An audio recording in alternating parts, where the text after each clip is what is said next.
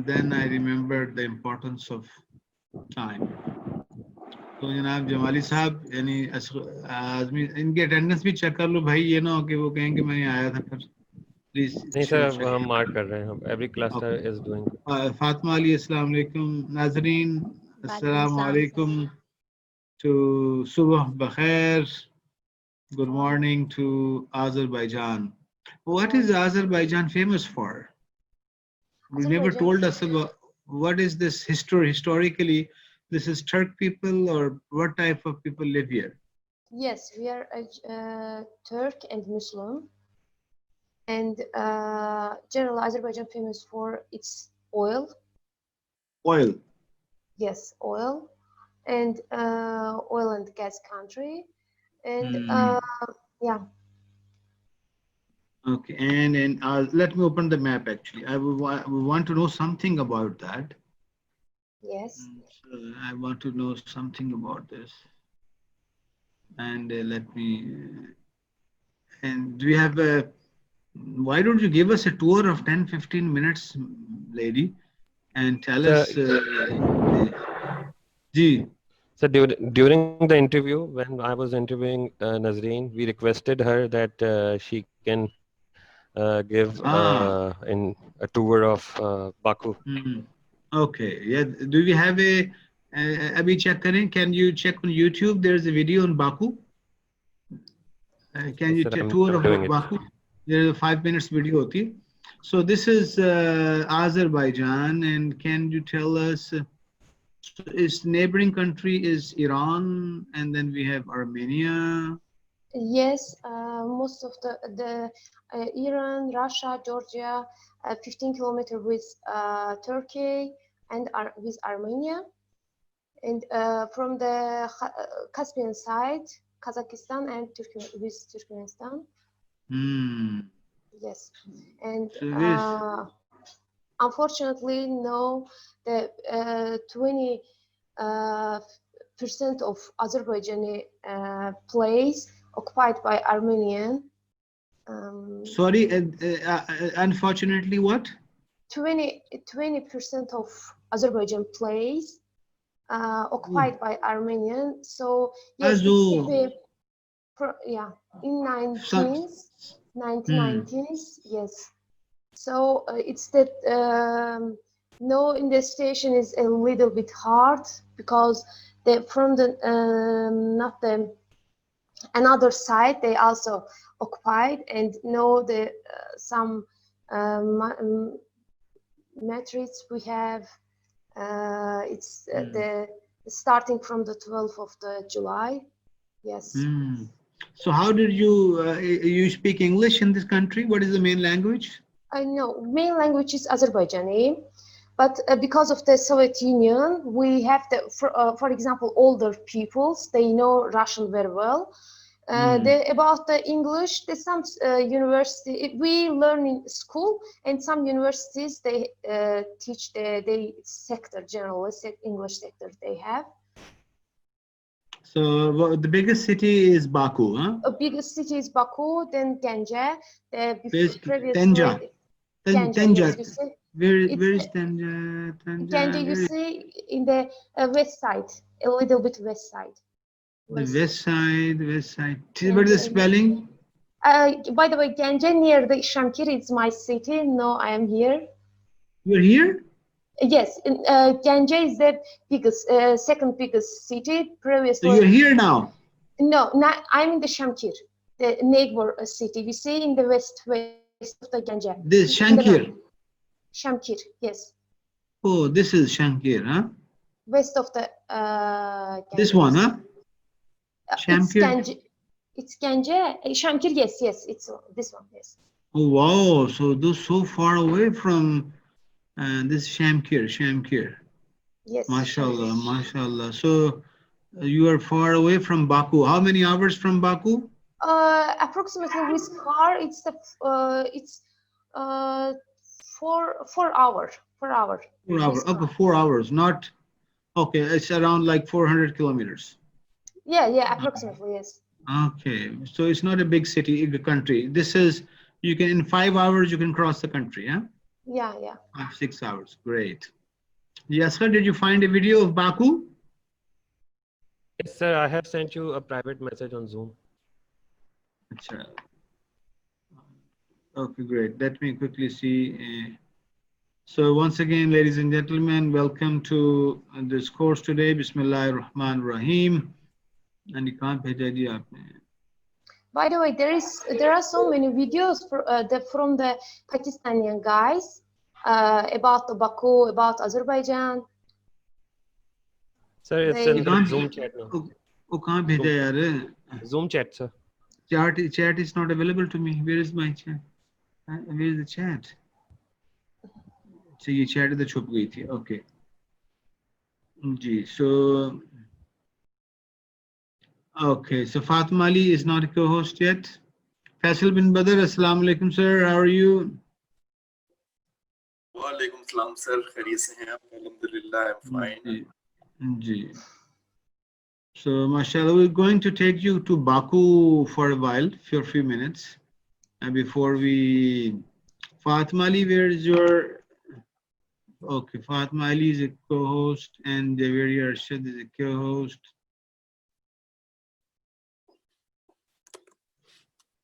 So, are there mostly Muslims in this country, Nazarene? Yes, we are Muslim. Okay, mashallah. And great. And what type of government you have here in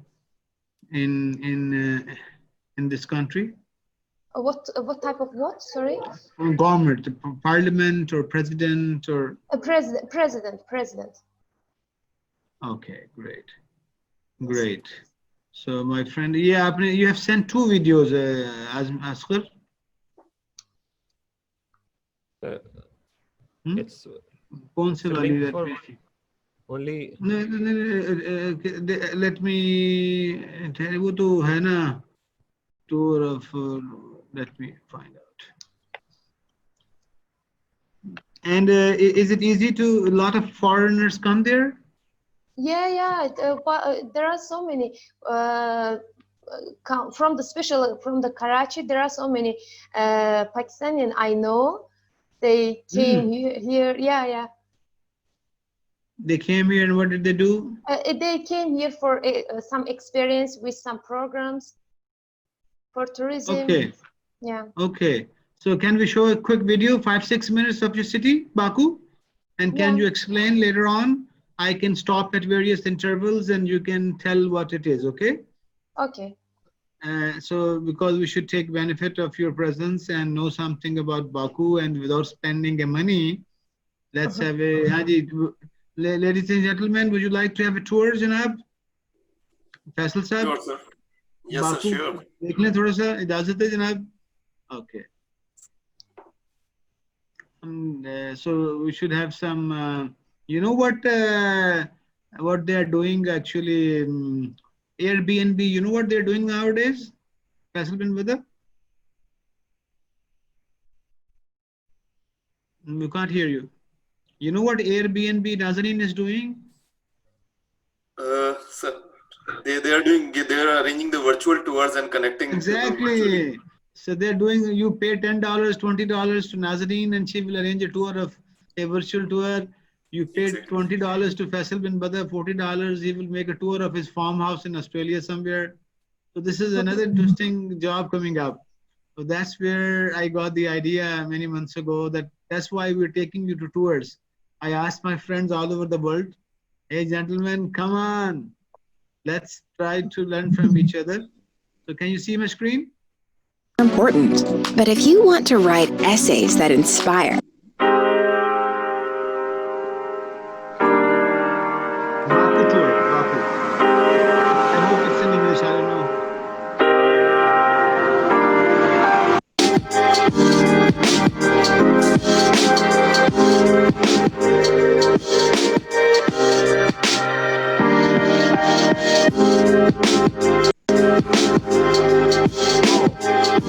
Yeah, I said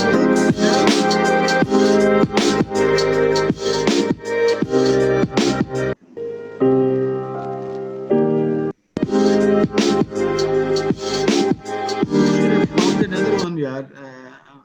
Asghar Sahab, there was a tour, I think. Let me find. I think it was. Let me.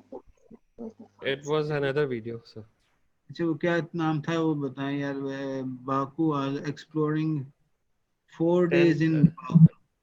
ये देख लें छोटा 4 minute वाला. Yes, Let me see. yes, sir.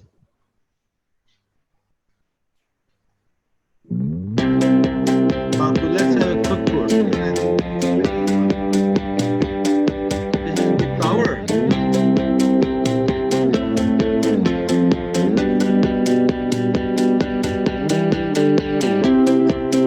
Day one.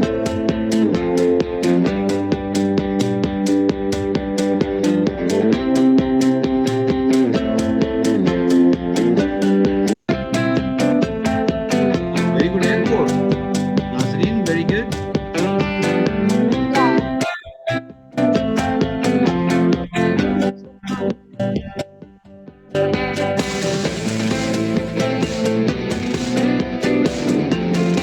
Wow, very good beach.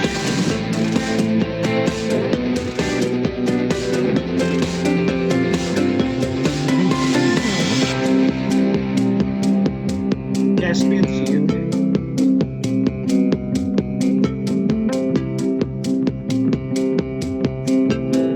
Highland Park.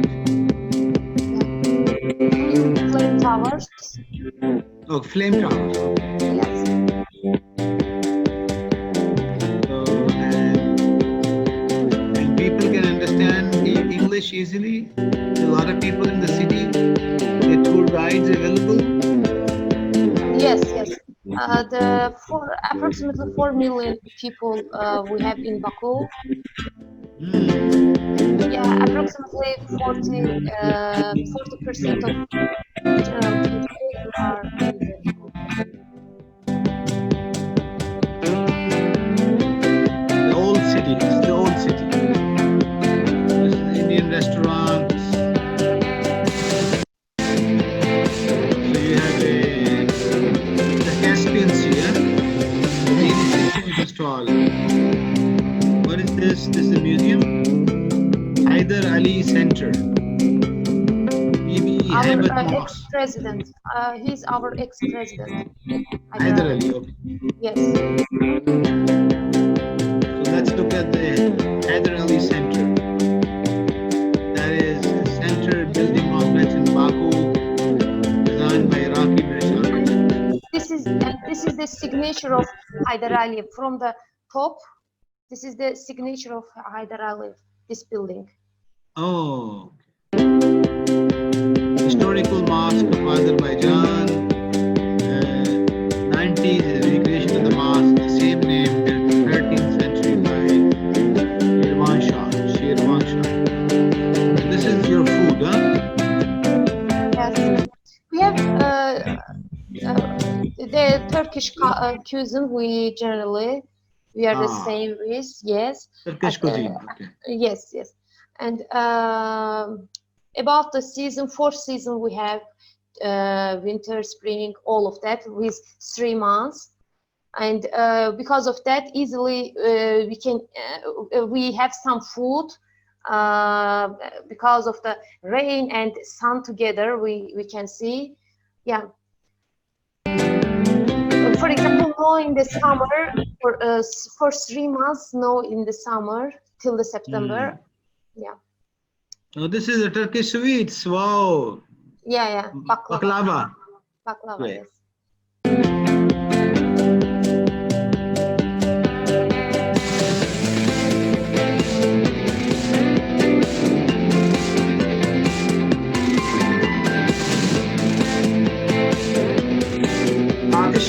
Atishgan.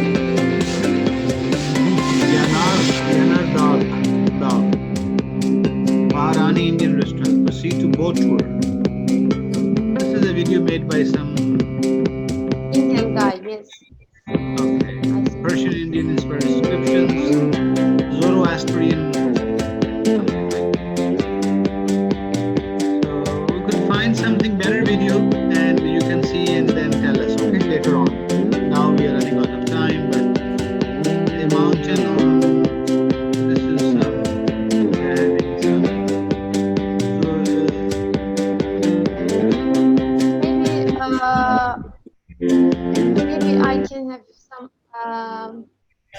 I can have some presentation about our music, about our Yeah. dances, generally Azerbaijan. That is some tour. I don't know who made it, this video. Yeah, you can do it. You can make it and tell us, okay? And then we can find 10 minutes for you. Okay. So, ladies and gentlemen, thank you very much. So we had spent some few minutes on this, and Parmada, how are you in Bangkok, Chiang Mai? You're fine. Yes, And I'm fine. The food looks so delicious. yes, exactly. Sawadee-ka. Sawadee-ka. I think I will like that food because I like Indian food also. Oh yeah, you will like Pakistani food. Pakistani food is amazing. It's similar, but Pakistani food I think is more tasty than Indian. Indian is good, but in our Pakistani food, it is something more. So, my dear friends, Similar. it is similar, but we are more tasty, I think, because I have been to India as well, and Pakistan is a food-loving country. And kya khayal hai janab, am I talking right, Mariam Sahaba? Yes, sir. Can anybody tell the difference between Pakistani and Indian food? I Both think of them are spicy. I didn't eat Indian food, but one girl, she invited me to her house in Baku, Pakistani girl. She gave me a lot of Pakistani food. They're so spicy because of me but they're so delicious. And also she gave some gift about this. okay. Yeah. I have So, my never dear tried Pakistani. Bismillah ar-Rahman ar-Rahim, in the name of God, who is great and the merciful, we start our day today. And you see, there's a very important lesson that is called the lesson of gratitude. And you see, the gratitude lesson says that, for example, I don't know, पहले हमने कोई बात की शुक्रगुजारी की फैसल बिन बदर साहब कुछ दिन पहले को की. Did we talk about this?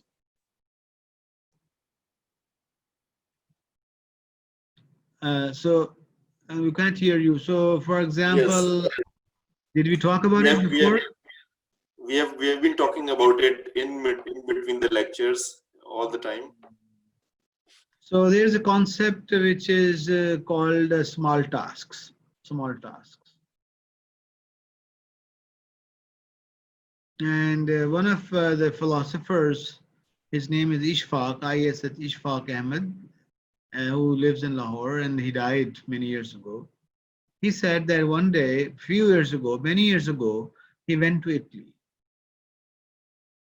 And when he went to Italy, he used to pass by a long tower, and he used to go to his university and office.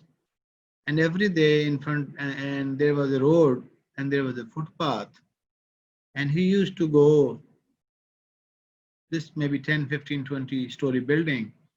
And he used to go and walk on this footpath. And occasionally he saw a person which is on the street and having a mopper, and cleaning the footpath. So he said, he started saying hello and a smile, and eventually they became friends. Every day when he used to pass, Nazarene, this gentleman, they used to pass a smile, and they said hello, hi. So one day this gentleman, who was a Pakistani guy, asked him, sir, is this your job? Why are you an old man? You seem to be 60, 70-year-old man, and you keep on doing this cleaning. Is this your duty? Why do you do that? You know what he said? He said, sir, Mr. Ishfaq, I'm the owner of this building. I'm the owner of this building. I'm a millionaire, and I have taken this duty to clean this and to clean the windows of this ground floor. So I every day spend few hours, and I do that. So he said to him, sir, why do you do this small task? You are a millionaire. You should hire people. And Parmada, you know what he said? He said, I'm a follower, I'm a Jew, I'm a follower of Moses.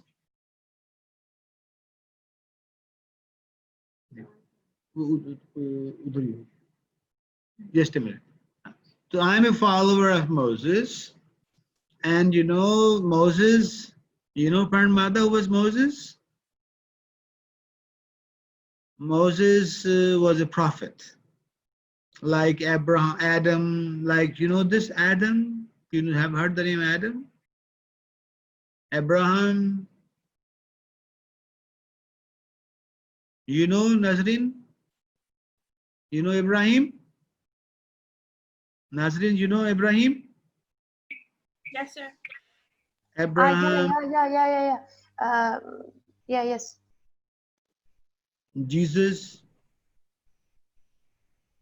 So these were prophets. Who are prophets? Can anybody tell who are prophets? Prophets are those human beings. They are human beings. Yes, please. The messenger of Allah or God. So they're special people who get the divine knowledge, who get divine books, divine knowledge, and they explain to people who God is.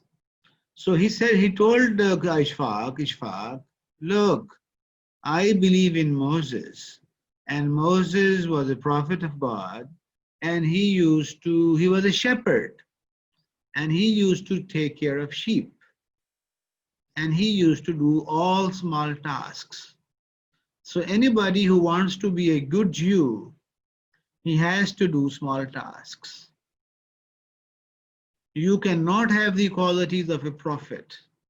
Faisal bin Badr, he said, you cannot have the qualities of the prophet. Prophets are supposed to be amazing. Like maybe we don't know Parmada, but there's a chance that Buddha was a prophet. It's too old, so historically we don't have a proof, but because the way he told good things, these good things are some of those things are beyond human thought. So some thinkers, philosophers say that Buddha was a maybe he was a prophet. He got the word of God. So that Jews told him, that's why wiping and cleaning a footbath is good for me, because I want to be I want to have the qualities of Moses. And he said, who are you? He said, I am a Muslim. He said, Ishfaq, then remember your Prophet Muhammad sallallahu alaihi wasallam. He also used to do all his small tasks, clean his house, go and collect wood, and take care of the poor, and stitch his own clothes if they are worn out. So he used to do all these small tasks. And he said, those people who cannot do small tasks, they cannot do big tasks. So anybody who wants to do something big in their life, they must remember that they should be ready to do any task. Any small, don't consider a task to be a small task. Cooking and cleaning and wiping and bathroom cleaning and stitching. These are the small tasks which makes you great. And unfortunately, when we move on into the industrial and materialistic world, we get far away.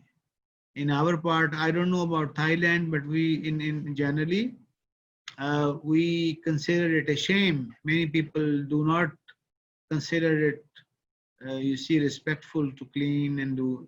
So today is a very interesting case.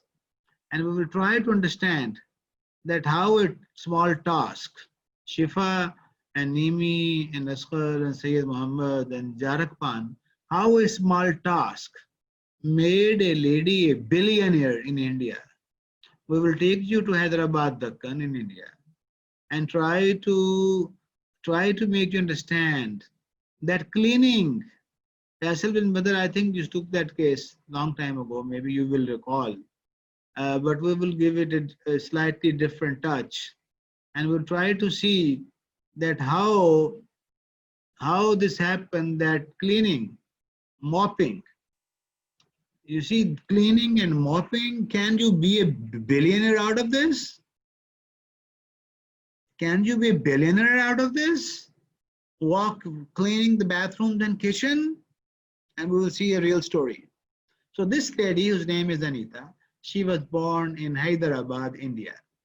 Hyderabad, India is a very interesting city, which is full of traditions and history. And this city is famous for many places. It is famous for food. They're very spicy. Anybody from Karachi IBA class, has anybody eaten Hyderabadi food? Is anybody whose parents are from Hyderabad in my class? Yes, sir. कौन है जनाब? Who?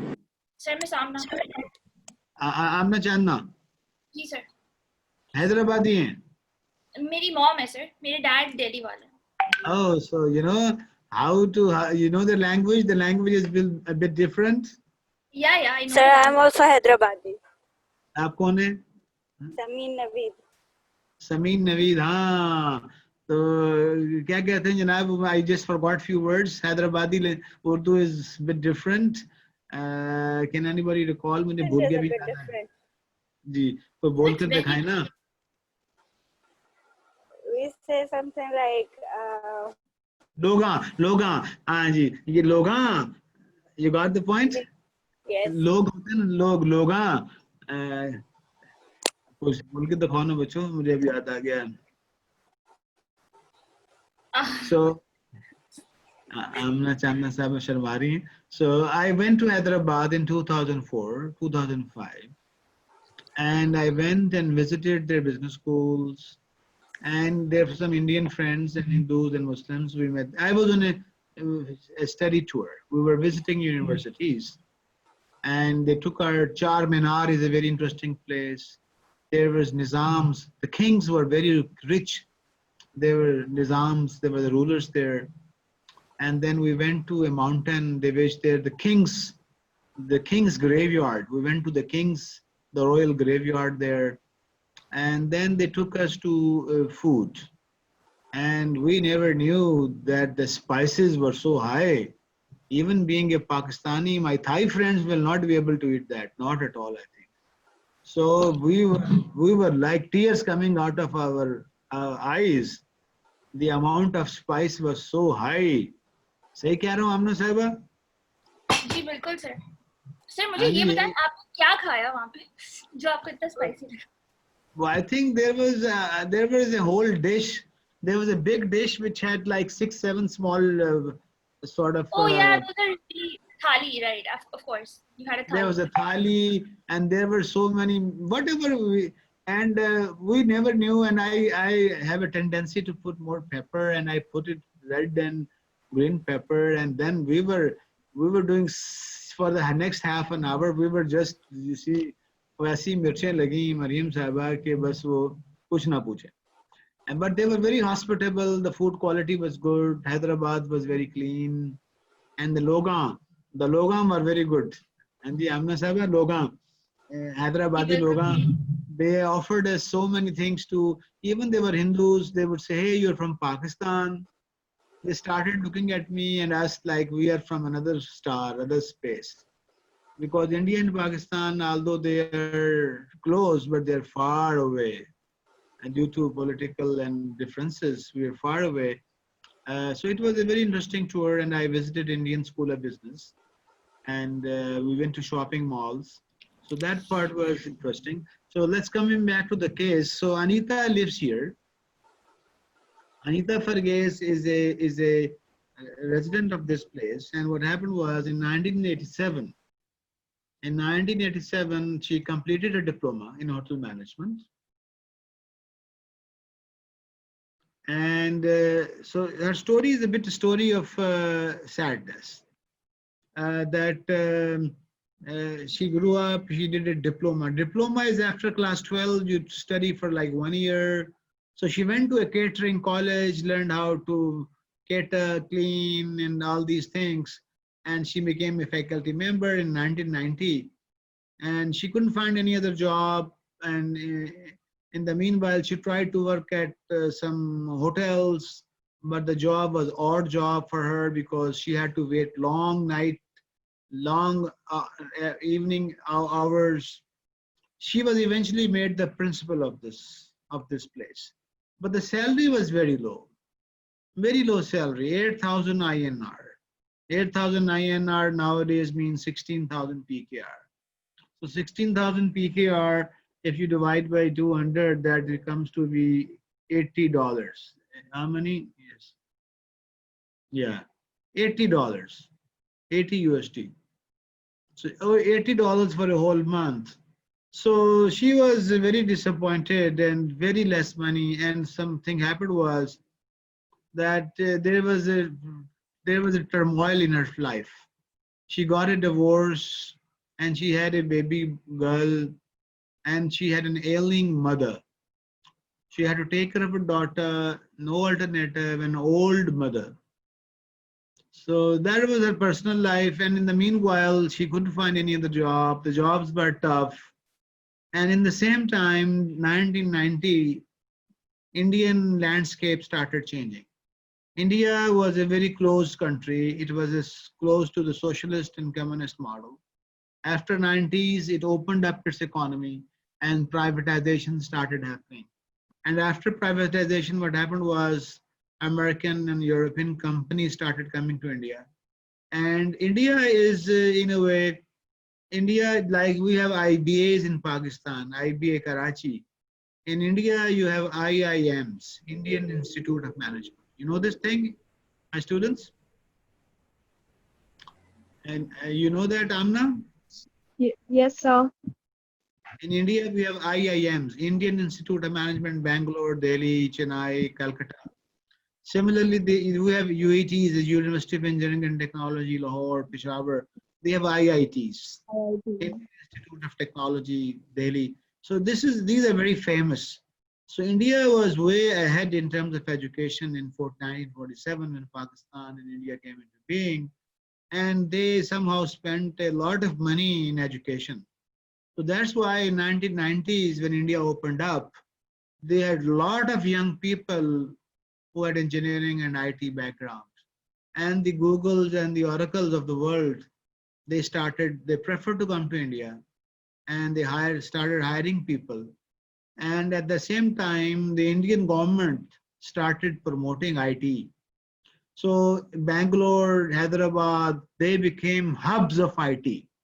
So these cities, so when a lot of people, this is a big tower, many towers started emerging. So a lot of Americans and Europeans started coming. So Anita was observing this. And as a principal of this college, she saw that the demand for hotels, restaurants, demand for better food, demand for better hotel services is emerging. She was having so less money and she was a very low educated lady. She was waiting and watching what is happening around her. She realized that something is going to happen. Something is going to happen and things are changing and something is going to happen. She couldn't understand what to do. So you see, sometimes it takes 2, 3, 4 years to understand. So that is why it's very important, my students, don't waste time and try to understand. How to understand? During this time, she sometimes worked with hotels. She worked odd hours. She met industry people. She looked at journals and magazines. So she was preparing her bird in hand. Sometimes we need to develop our bird in hand. Sometimes it takes 2 years, 5 years, 10 years, 15 years to develop a bird in hand. Sometimes it takes 50 years to develop his bird in hand. So one of my friend, he is an engineer. He took like 40 years to develop his bird in hand, and now he's planning to start his own business. So my dear students, Anita was spending time, and one day she was in Hyderabad. She wanted to meet her, like for example, her friend. She wanted to meet her for something and to ask her for some help maybe. She went to this building, Cyber Tower, she went to the floor and from the elevator and she went to the waiting room. And she asked the receptionist, sir, I want to meet my friend. He said, okay, ma'am, wait here. So she started waiting. While she was waiting, she saw there were two men and they were quarreling and fighting with each other. And one man seemed to be the boss and the other person seemed to be a contractor. And he was saying to him, gentlemen, our bathrooms are not clean and our kitchen is not clean and your team is not coming. He said, sir, excuse me, it was raining outside and there was traffic jam and that's why my team is coming late. He said, I have people coming from the US. If my bathrooms are not clean and the smell and there's an odor and smelly floor, then my business will suffer. So this conversation is going on and this man goes this way. Anita develops that courage. Anita develops that courage and she gets up and she goes and walks to the gentleman and says, sir, I want to talk to you. He said, what, ma'am? She said, sir, I can do this job in a much better way for you, sir. Can you give me a chance for 1 week? I will demonstrate and I will tell you and I will explain that how clean it can be made and there will be no complaint from my side. So my dear students, the question is, where did Anita get this courage from? Can anybody tell me? Can anybody have this courage, Mariam? Abbas, can you have that courage? And go and tell, sir, I will do it for you.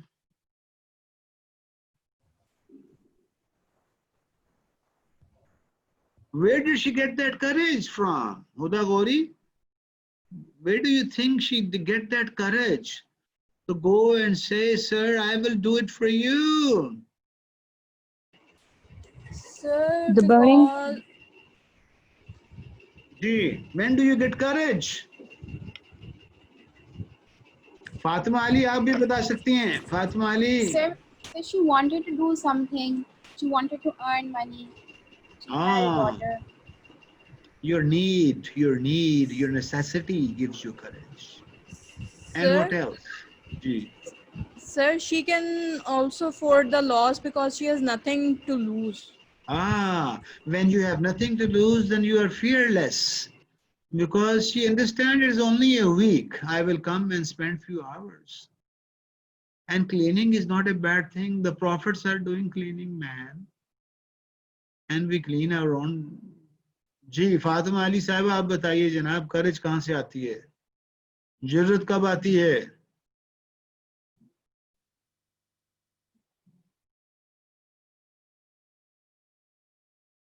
You know, I was reading a book by Jim Collins, and Jim Collins is a great professor in the United States.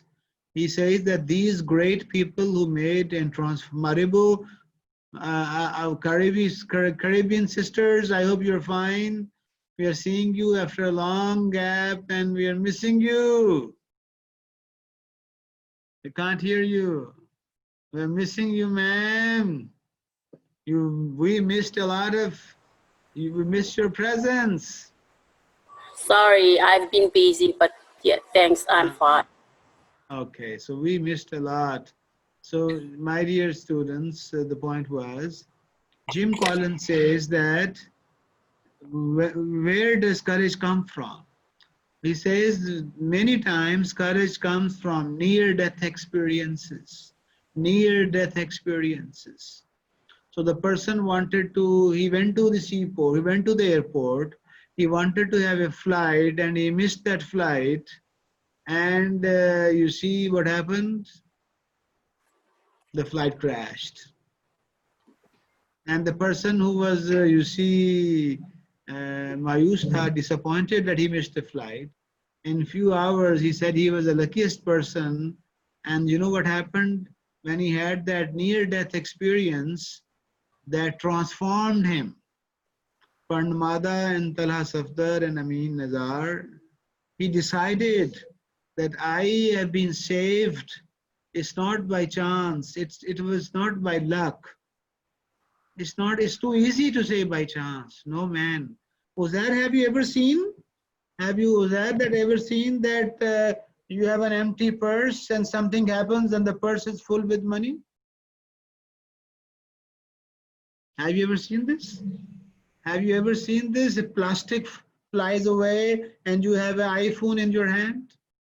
Have you seen such a chance in your life, Maribu? Does this happen in Caribe Island?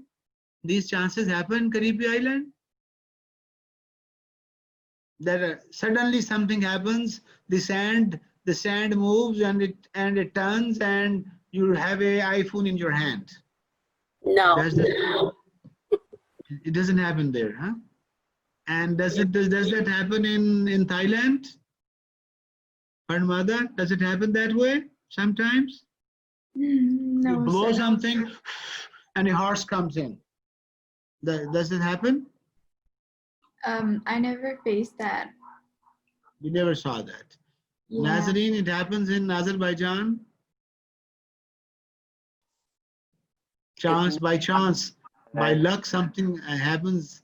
Jakarapan says no, it doesn't happen. So, my dear students and participants, मैं बात क्या कर रहा था Zalish? I forgot. मैं क्या बात कर रहा था? Sir, आप courage के बारे में. Airport one. Airport so one. courage. So you see, the person who got his life saved, you know what he said? He said, "Oh my God, it is not by chance. It is not by chance. There is a superpower. There is a creator. There is a superpower, and there is something amazing. And in Quran it says, وَمَكَرُوا وَمَكَرَ in Arabic. Let me read in Arabic for you. وَمَكَرُوا وَمَكَرَ اللَّهُ. You plan, and God plans. وَاللَّهُ خَيْرُ الْمَاكِرِينَ.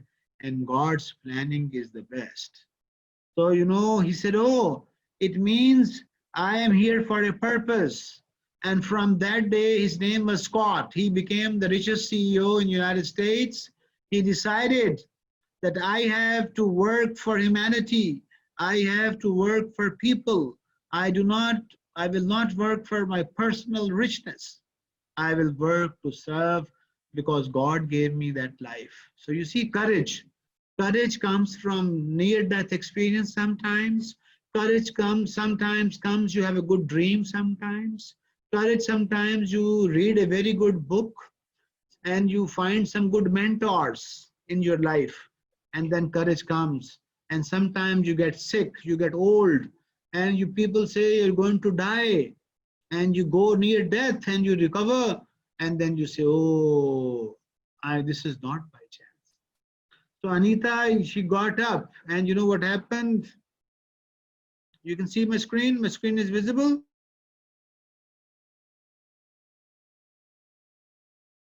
No, sir. Not right now.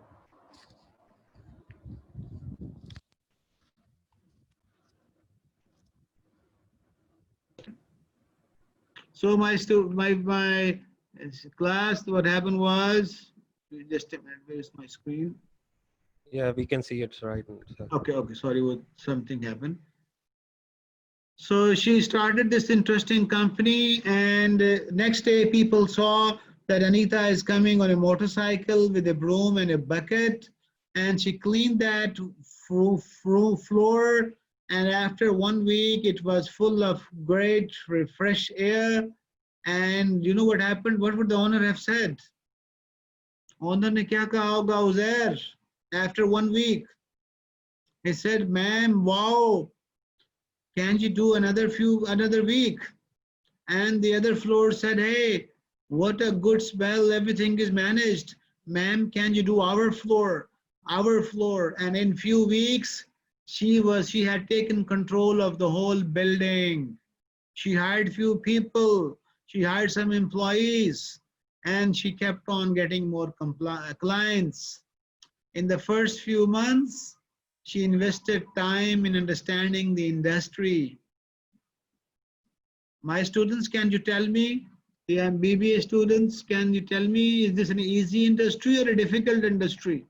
The cleaning industry. Let me ask, I'm going to ask Shifa. Shifa Zubair, is this a difficult industry or a easy industry? Can you easily make money in this industry? So it depends. So what? If you make your name like if you're like more trustworthy, if like people recommend you, okay, then only I think. You need to have a word of mouth. But this is a very tough industry. You know why? For females especially. Because you have to deal with who? Their PhDs and staff is MBAs, BBAs. What type of staff will she hire? What is the education? What is the education of the staff of Anita? BBAs, MBAs, engineers, IIT, IIM people? Or class 10, 5, 0? What type of people do this job? These are janitors. Most of them men.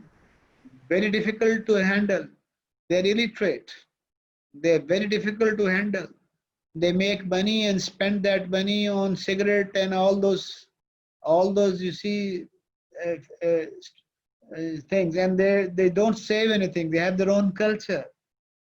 So it's very difficult to manage 10, 15, 20 people. Ladies, how easy it is to manage your masi at your home? Is it easy to manage the masi? What have you ever seen your mom happy with your masis, Zarish? No, sir. I was about to say it's the really difficult task. Even the Masi does all the work, but my mother is also busy with her always. So. She has to be attached with her. Yes, exactly. You can't keep them alone. And any other lady, Rutba Panchwani, you agree, Shohera Sheikh? Yes, sir. We have to keep a check on them. Like my mom always keeps a check. And still she never becomes happy. She always cribs. She's late, she's not taking interest, she's slow, she's asking for more money, and she has gone absent.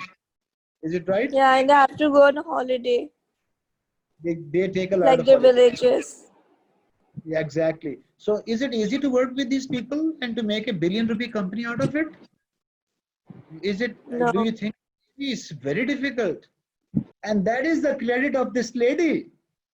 She took those people of that background and transformed them, Nazarin, and transformed them.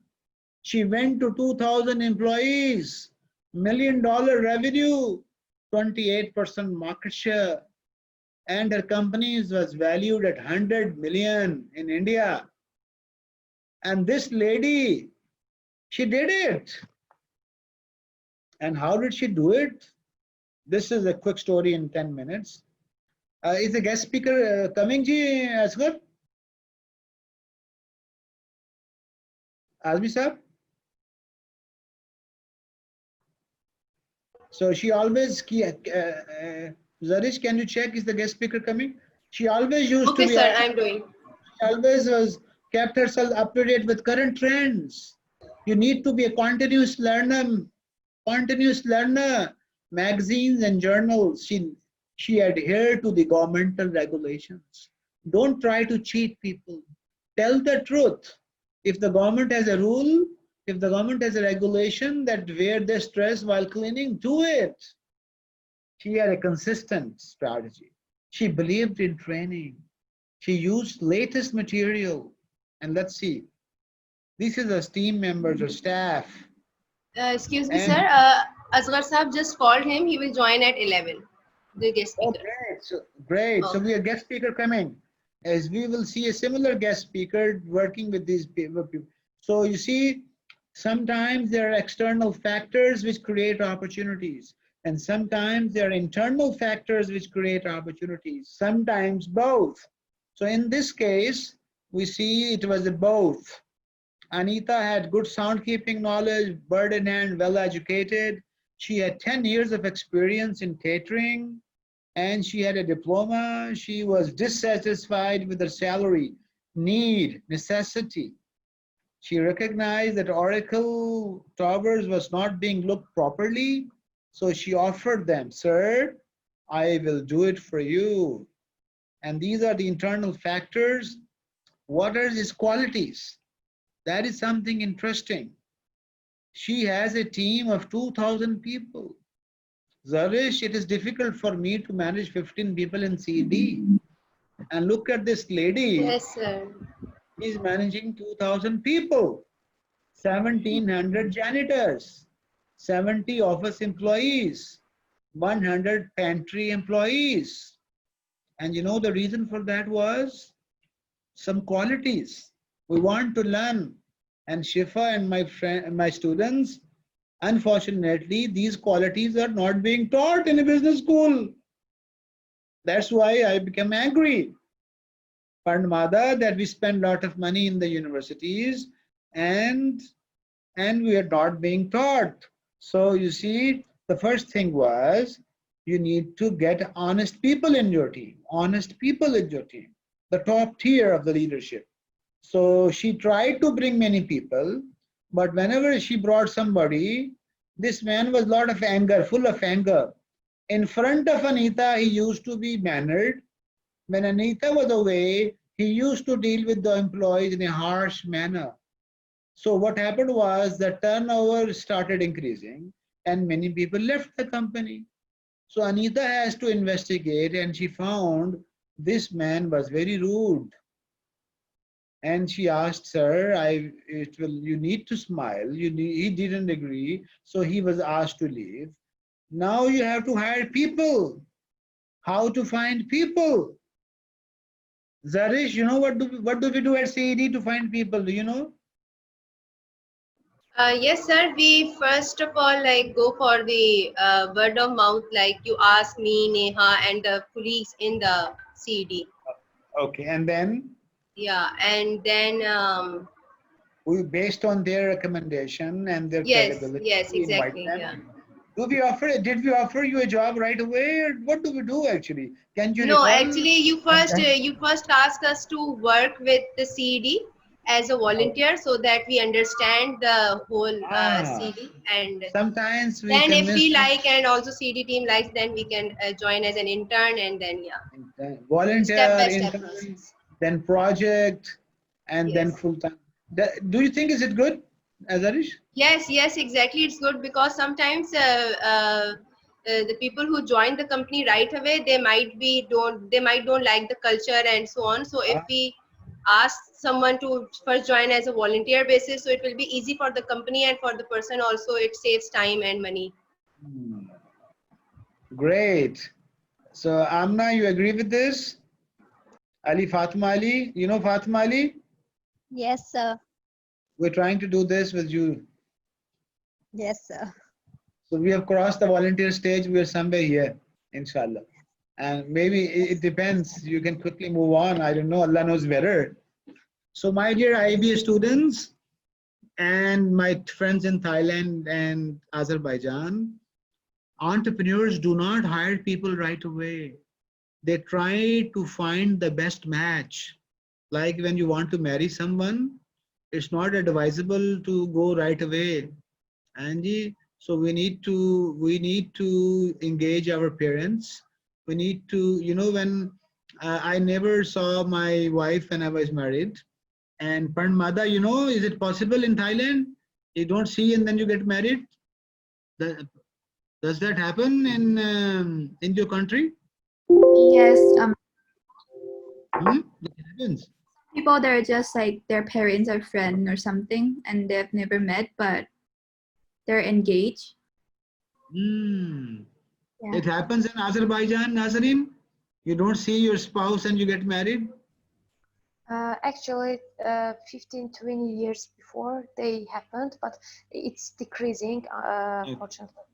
Yes. So you know what happened when I was getting married? So I met my wife's dad and my wife's brothers and uncles.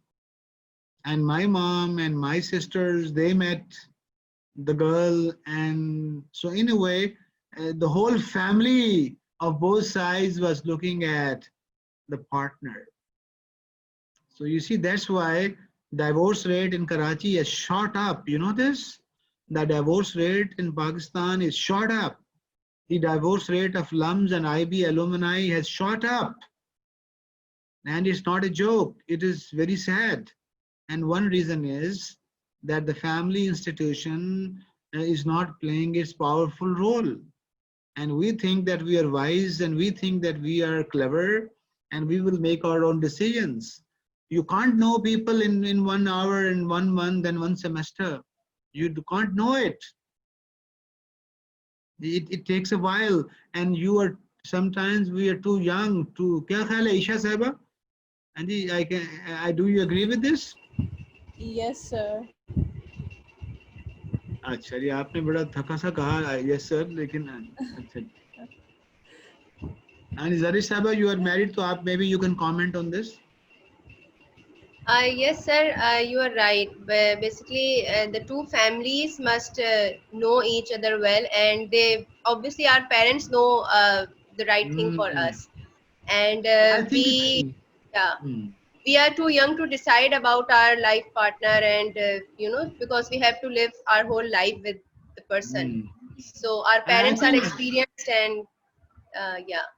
I think the individual should have their own choice. He should have the final say. I agree. Yes, exactly. Yeah, that's what happened with me as well. I did get the chance to say yes or no, but the decision was completely based on my parents' choice. Yeah. MashaAllah, mashallah. So I think it should be a mix, consultative, and the boy and girl should have the final say. But they should be in a consultative manner, and they should be. So that's why Huda, in our course, we have effectual marriage as well. In our MBA program, when I teach the course, entrepreneurship, in the final exam, you can opt a project. So one of the project can be, you can start your own business, Nazreen. You can start your own business. You can develop your family business. You can do effectual entrepreneurship. And Waqas Sahib is here, and you can do effectual marriage. So in my course, if you marry somebody, you can get an A grade actually, because if you mentioned that once in class, मुझे याद है जब आपको मैंने पहली दफा बताया था that I'm married, that you get an extra point, and उस वक्त हमें मौका नहीं मिला था to touch upon this. So I'm really curious about the effectual marriage concept, because both of us are your students, right? So so effectual marriage concept, I think people are attentive. Okay, everybody is attentive, mashallah. So I should have talked it earlier. And the Uzair Sahab bhi active okay, mashallah. Musaddiq Hussain, everybody is active. So effectual marriage means apply the burden. Whenever you want to find your partner, so kya kare? Use your bird in hand. Amna Sahaba, use your bird in hand. So the first thing is you need to understand who you are. Waqas Sahab, am I right, sir?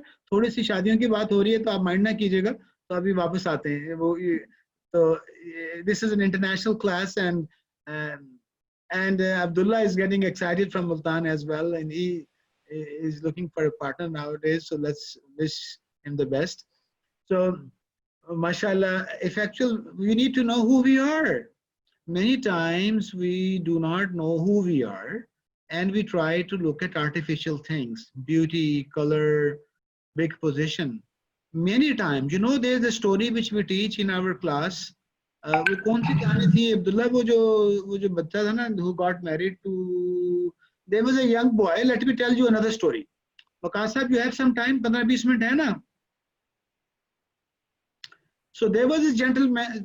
Let me leave it. So in many cases, you don't look at the degree. Some parents don't look at the degree. They look at values.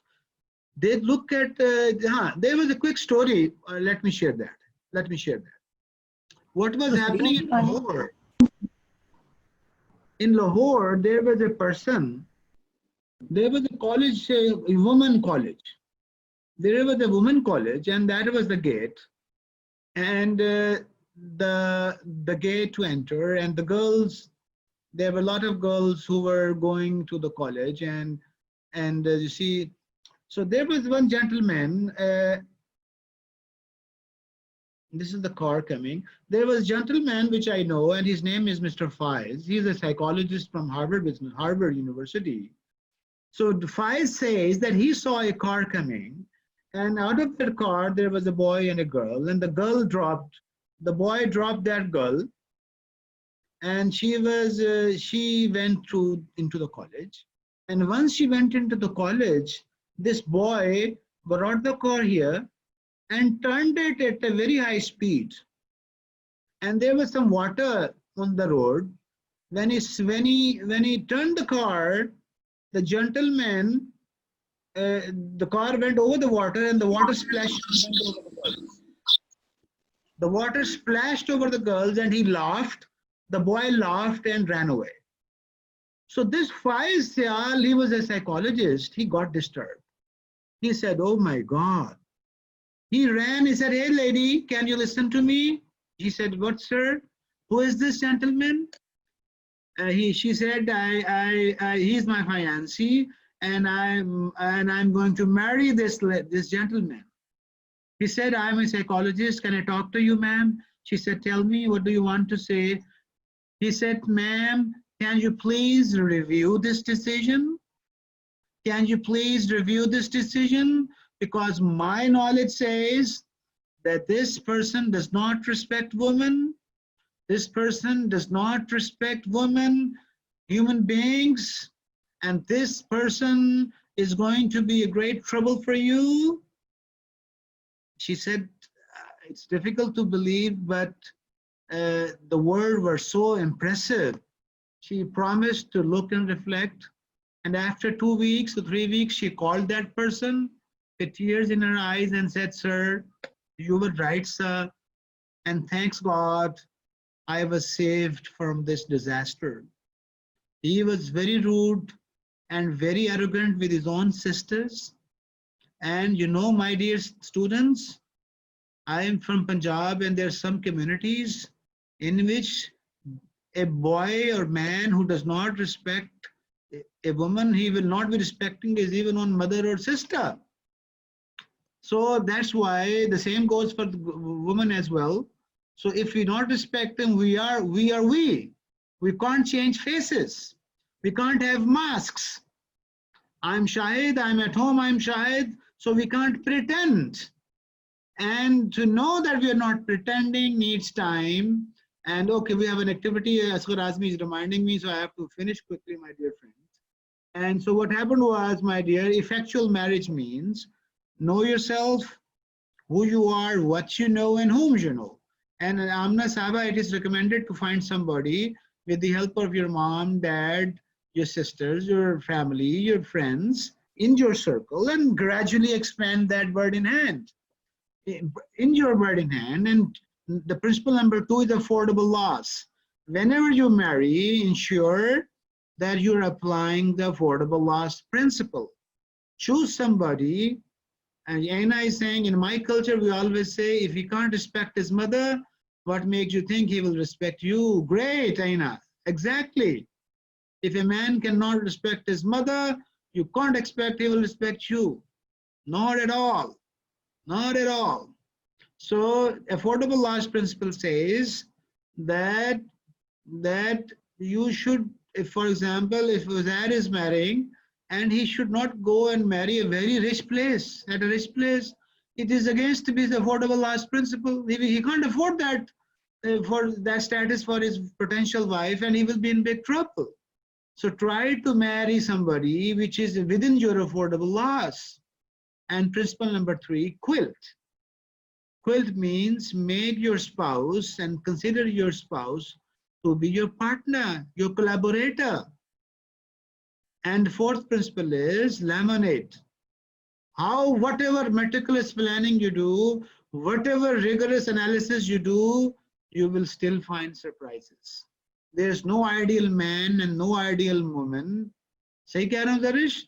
There are no ideal men and women, and you will still find surprises. You will find differences in opinion, differences in taste, differences in preferences, differences in observations, differences in lifestyles. So what happens? Then leverage those surprises. Sir?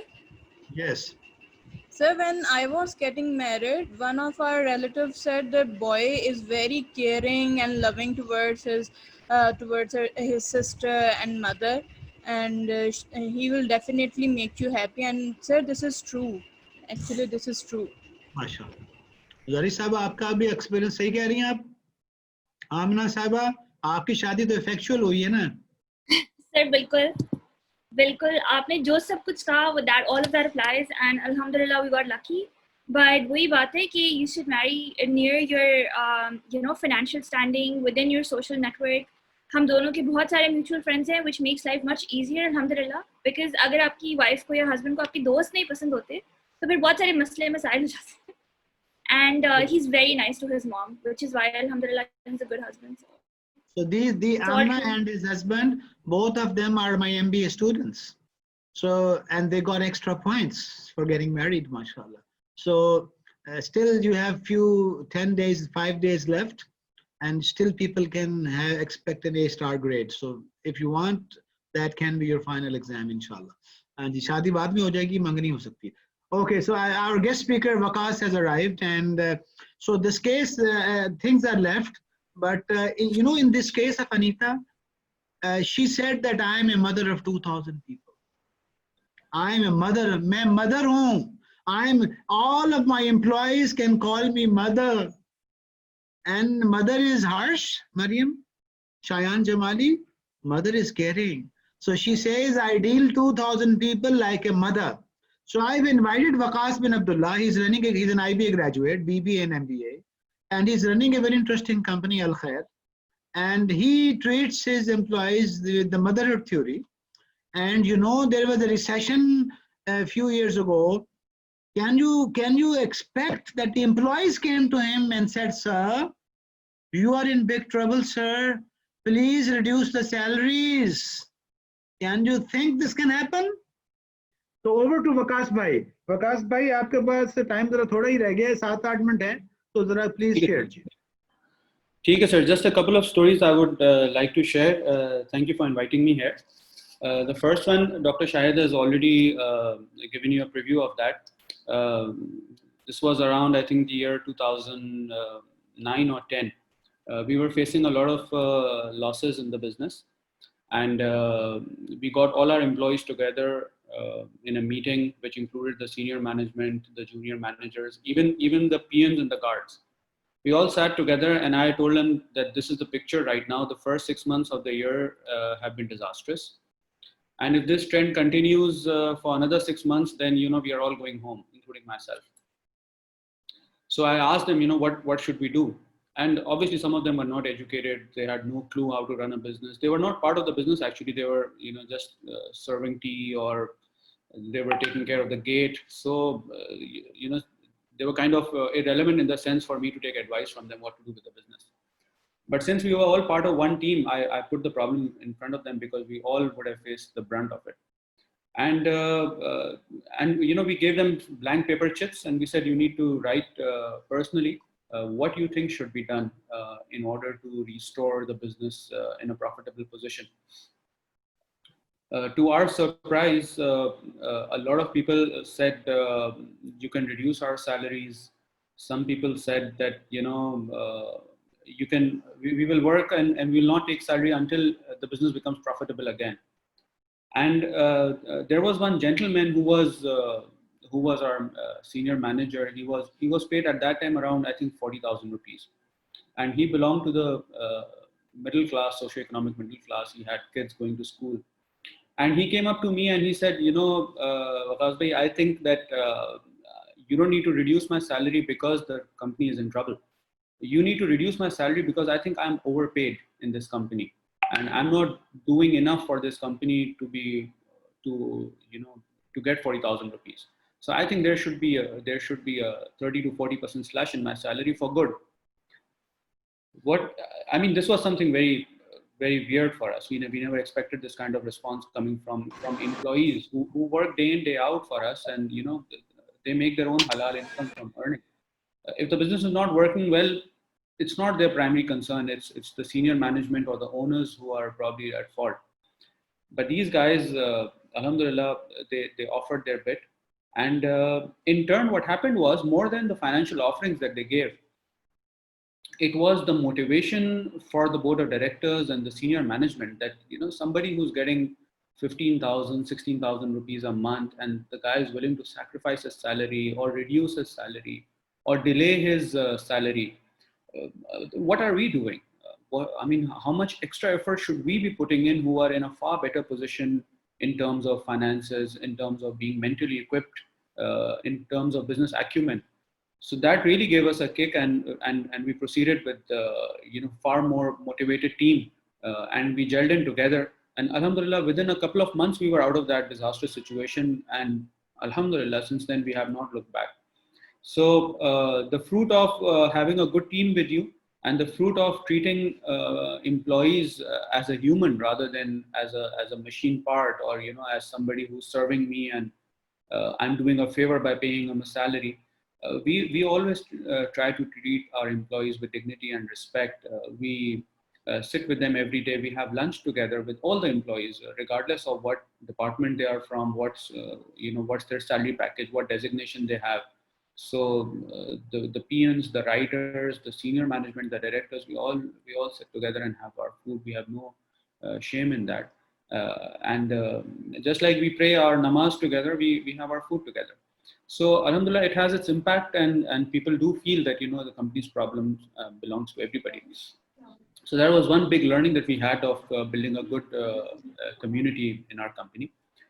Another thing that I want to share with you guys, since you are doing entrepreneurship course, was that since I had graduated from IBA under the causation model of how things should prosper in a company. When I joined this business, Al Khair, it's a small business. It is still a small business. My mindset was the same corporate mindset that I had been taught at the university level, whereby you need to invest big, you need to think big and then start. So this business was already running, and I jumped into it. And once I jumped into it, I tried to do things the IBA way. We had high profile hiring first. We need a senior manager for this, and he needs an assistant, and the assistant needs somebody to report, to make the reports for him. And we continued on doing some expenses which the business could not afford simply. And we thought that once we do this, the million rupee business would turn into, within a few years, it will turn into a billion rupee business. But we didn't think about, how poorly the strategy was executed, in the sense that is not what the business needed. But unfortunately, that was the only way that was taught to me at university, that's how things work. So what I did was, we did high profile hiring, and the company started to go into a loss within a few months.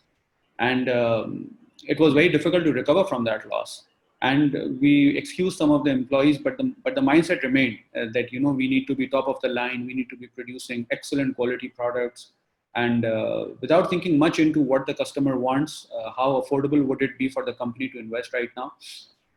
Until one fine day, I spoke to Dr. Shahid about my passion for teaching. And he said, if you want to teach, why don't you teach entrepreneurship? That's what you do.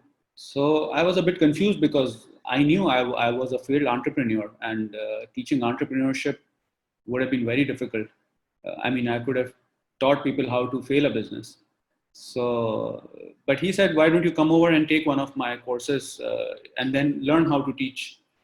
So I went into this course with the intention to learn teaching, not learn entrepreneurship, but to learn teaching. And he was kind enough to give me a seat in his course, and I took this course for I think 3.5 months. And the change that brought was remarkable. And my learning from that course was the 5 principles that he taught about, especially about having the affordable loss principle, and how you need to go step by step, first by ascertaining what the business needs, and then taking it step by step, rather than thinking big and thinking that, we need to be top of the line, the machinery needs to be, state of the art, the products needs to be supreme quality. We realized, we need to do everything which is affordable, even quality which is affordable by the customer, the machinery which is affordable by the business, and even the hiring of the employees, which, we can where people are flexible, and one person can do, 3 or 4 roles, rather than, having a specialist for every job. So that was a big mindset changer for me. And since then, I applied all those principles in my business. Alhamdulillah, the last 3 years, 2-3 years have been remarkably well. We've been doing remarkably well, and not only in terms of sales and financials, but the mindset that has given me and the confidence that has given me in terms of conducting my business and the way we are operating, that has been tremendous, alhamdulillah. So I'm much thankful to talk to you guys, and recommend to all of you that these principles, once you go into your own business, you tend to forget them, but keep reviewing them time and time, and have a mentor on board, so he will keep guiding you what to do, how to do. Start small. There is no harm in starting small. In fact, starting small is the way forward. It's not about not being harmful. That's probably the only way which will lead you to success. And all big businesses start small. So there's no harm. There's no shame in starting small. I have seen businesses in front of me start very small, and today they're humongous. Even though people don't know about them, there are textile businesses. United King is a bakery here in Karachi. They started with one outlet here. Now their export business itself is tremendous. They don't even need these outlets anymore. And hardly people know how they are working and how big they are in export businesses, but they are all around the world now. Because there's a quick announcement and we'll carry on. Dr. Shahid Mir is there, sir. Dr. Saab has arrived. Yes, sir, he is there. Okay, so Dr. Saab, Assalamu alaikum. Welcome to. We will go for activity. I think why don't we postpone the activity and take it towards the end? Because Dr. Saab has arrived. I will take few questions for Waqas. And is it right, Zarish? Can we change? Yes, sir, we can. Yes. We can. So I ask few questions for Waqas in 5-6 minutes. Dr. Saab, 5 minutes, sir, wait kar sakte, sir? Yeah, sure. Please go ahead. Yeah, Waqas Saab, hamare graduate. He's our graduate, and you can even build on to. So Dr. Shahid Mir is a great person. He's a professor, and he hired me actually. One of those people who hired me 10 years ago. So Waqas bhai, can you tell me a couple of questions? First of all, there's an opportunity to introduce about your company. This company is selling organic products.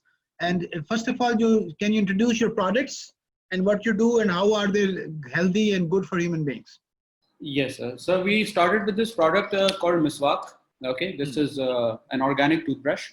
The Muslim community knows it very well. We were one of the pioneers who packaged this in vacuum pack so that it has a long life, because if it's not packed well, it loses its life within 10 days. So this is. Have you seen that? Let me ask them, Nazreen, you seen this wooden stick? This is a wooden stick to clean teeth. Okay, my friends in Thailand, have you seen that? This is an organic toothbrush. Can you show it again? Let me bring mine. Let me bring.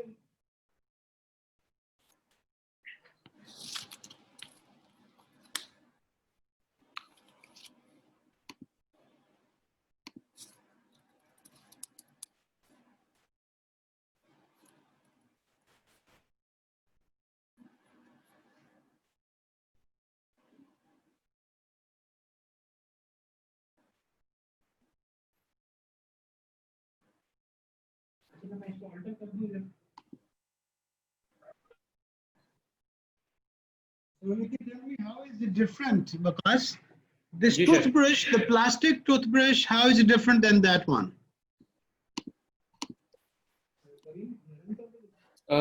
Sir, this is organic. It's naturally grown. You don't need this is a toothbrush plus a toothpaste itself. So you don't need a toothpaste with it. Washable, easily carryable. It has everything. It's just like this. You just rub it. This is the natural way thousands of years people have been doing. You cut a tree in the morning, you go and then you brush it. And the benefit of this is it takes your bad saliva out. The toothbrush cannot do that. The toothbrush and toothpaste can partially do the cleaning. This is the best cleaner. Have you ever seen a cow going to a dental surgeon? Have you ever seen? So over to Wakasi. Yep. So it has its own antimicrobial activities that it does, killing all the bad bacteria from the mouth for 4 to 6 hours. And the benefit is that it's handy. You can carry it anywhere. You don't need anything to clean your mouth except this stick, not even water. So, and you can do it 10 times a day if you feel like. You just pick it up and just clean a bit and put it back. As soon as you have food, you have coffee, you have tea, this is instantly available in your pocket to clean your mouth right there and then. So these are the advantages that this product has. This is still our primary product. We have dwelled into other categories. Black seed is one of our major categories. Black seed, kalonji in Urdu. And firstly, we were doing only the pure oil. Now we have stepped into some cosmetics. We've gone into personal care items like face wash. We have massage oil. We have cream, soap, all based on black seed. Similarly, we have another category based on turmeric, which is haldi. We have a turmeric soap. We have turmeric lotion. We are now making an anti-aging cream with turmeric. And more ranges, inshallah, are coming in the pipeline. So we try to emulate whatever is available on the shelf and try to reduce at least 1 or 2 harmful ingredients from the regular formulations which are available, and put in some herbal extracts like the turmeric extract, like black seed extract. So they help people towards a more healthier and a more beneficial lifestyle. MashaAllah. Great. So the next question is, the last question is that what is the importance of consultation with your team, the mashwara? How does it help? And how do you do that? Yes, what we do is for all the major decision making that we do, we make the whole team sit, depending on who is relevant there. And we all sit and we put it up in front of them. Whatever the matter for discussion is, whether it's a new product launch, whether it's some financial strain on the company, we just put up the matter in front of them. We ask them to pray to God first before we start. And then once we are there, our primary notion is that everybody puts up their ideas in front on the table. That, this is what I think should be done. This is what I think should be done. Once that idea has been floated, we try to disconnect from this, that, I propose this idea.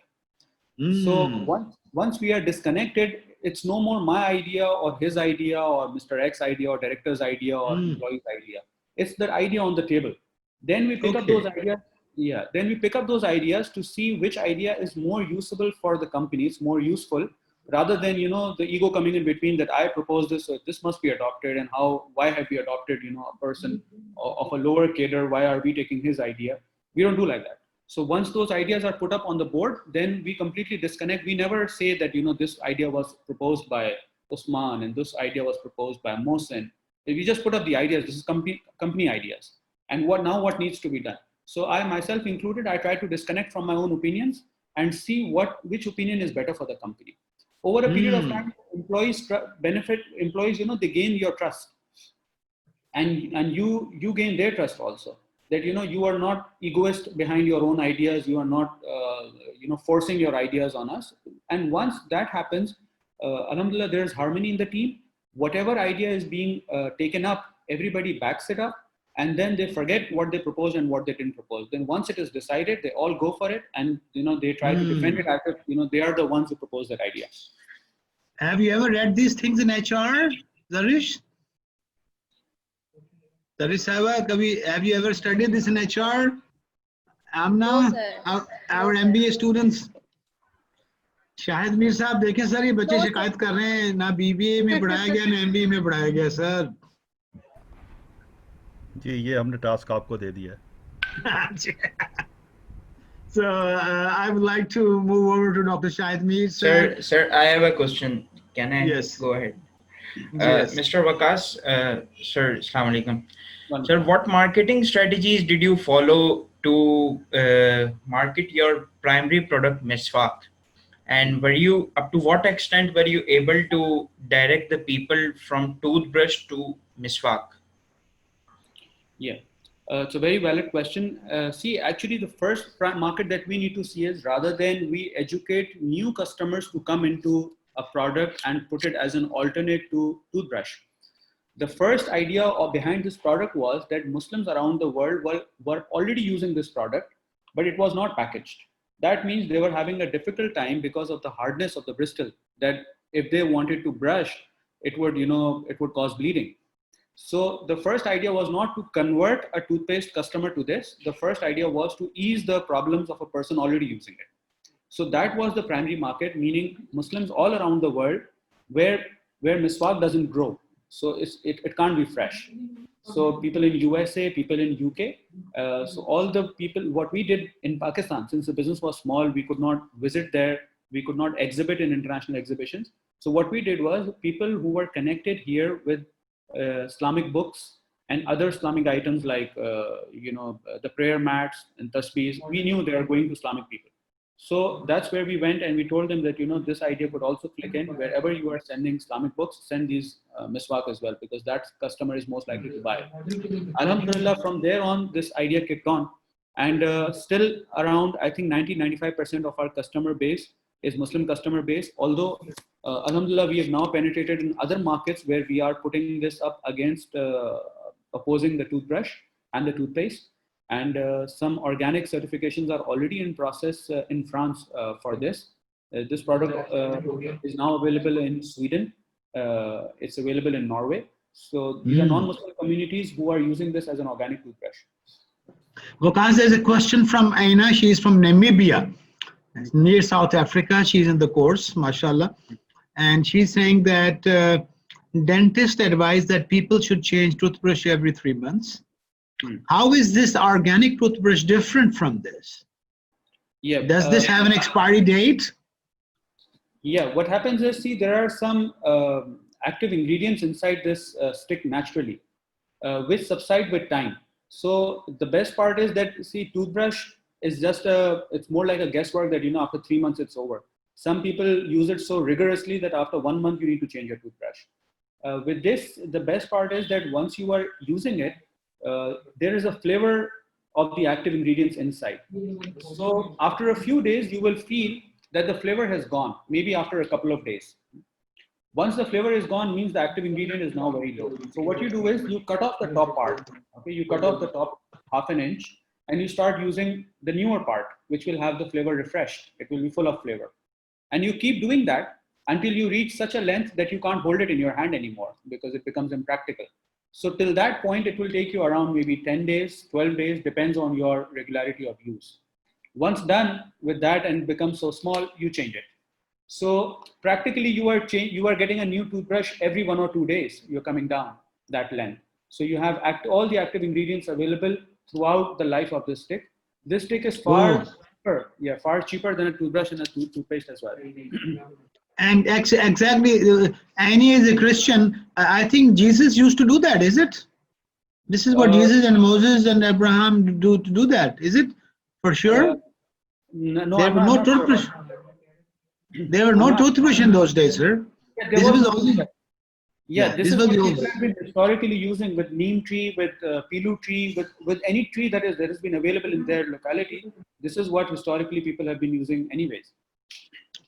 Okay, thank you, my friend Waqas. Jazakallah for coming here and sharing your. We look forward to be. I think we need to engage you more, Waqas, and please meet me sometimes and we think how to, mashallah, engage you. Thanks a lot. Wish you the best. Thank you so much. Thank you. Dear participants, Dr. Shahid Mir, welcome. Dr. Shahid Mir Saab, this is International Summer School 2020. And we have a lot of participants in this class, and you will be having students from Africa, from Thailand, from Azerbaijan, from Caribbean Islands, from Australia in this class. And inshallah, you'll be enjoying. We have a lot of people from various, you see, Zimbabwe, from, you see other countries as well. And Walter Goncalves, Walter is from your US, I think, if I remember. TT is there. Nepal, people from Nepal are there. From Luxembourg, people are there. So Dr. Shahid Mir is a PhD in management from Philippines. He spent some years in Philippines, Manila, and he is one of my favorite UC teachers as well. I like him. His love and passion towards helping others to grow is remarkable. So Dr. Shahid Mir, we have the same name. I'm Shahid Qureshi and he's Shahid Mir. And so Dr. Shahid Mir will be talking to you. Time kitna baje tak hai, Zarish? 12:45 tak? Yes, sir. Yes, sir. Then we can have an activity maybe. Exactly. Janab, Dr. Saab, you have like if you want, you can give them 5 minutes break somewhere in the between if they like, but they can have a cup of tea while they're listening, so it's already enjoying. So Dr. Shahid Mir, over to he will be finishing at 12:45 and we will have activity at the end. Thank you very much. Okay, great. Thank you very much, Dr. Saab. Good to be here, everybody. Welcome. Uh, at, I hope that everyone is comfortable. Take a cup of tea, maybe, or just stretch yourself so that we can have another 45 to 50 minutes down the road. I was given about 70 minutes, but then again, it has cut down to about 45 minutes. So I'll try to be quick on certain things. We'll try to skip some of the things. And if you have any questions, I'll take them at the end, because that will again delay my presentation. Once again, welcome everybody. Good morning. Assalamu alaikum. Bonjour. Swadek Hap. I know somebody from Thailand as well. If there is somebody from Philippines, then Kamustaka. And then again, good morning to everybody. Guten Morgen. And then again, everybody. Welcome to IBA and welcome to this program. All right. So if you have any question before I start, I'll be very happy to answer that. So if no questions, then I'll start with my presentation. I'll be covering some of the aspects of course, the topic that had been given to me, and that is about, let me start that please. Bismillah ar-Rahman ar-Rahim. In the name of God, let me start my presentation. How to move? Yeah, okay. All right. So I'm Dr. Shahid Mir. Been teaching at IBA for the last 20 years now. Various management subjects, entrepreneurship, and other management leadership and change management and other management subjects. I have about 30 years of more than 30 years of experience, both in the corporate sector and of course in the academic world now.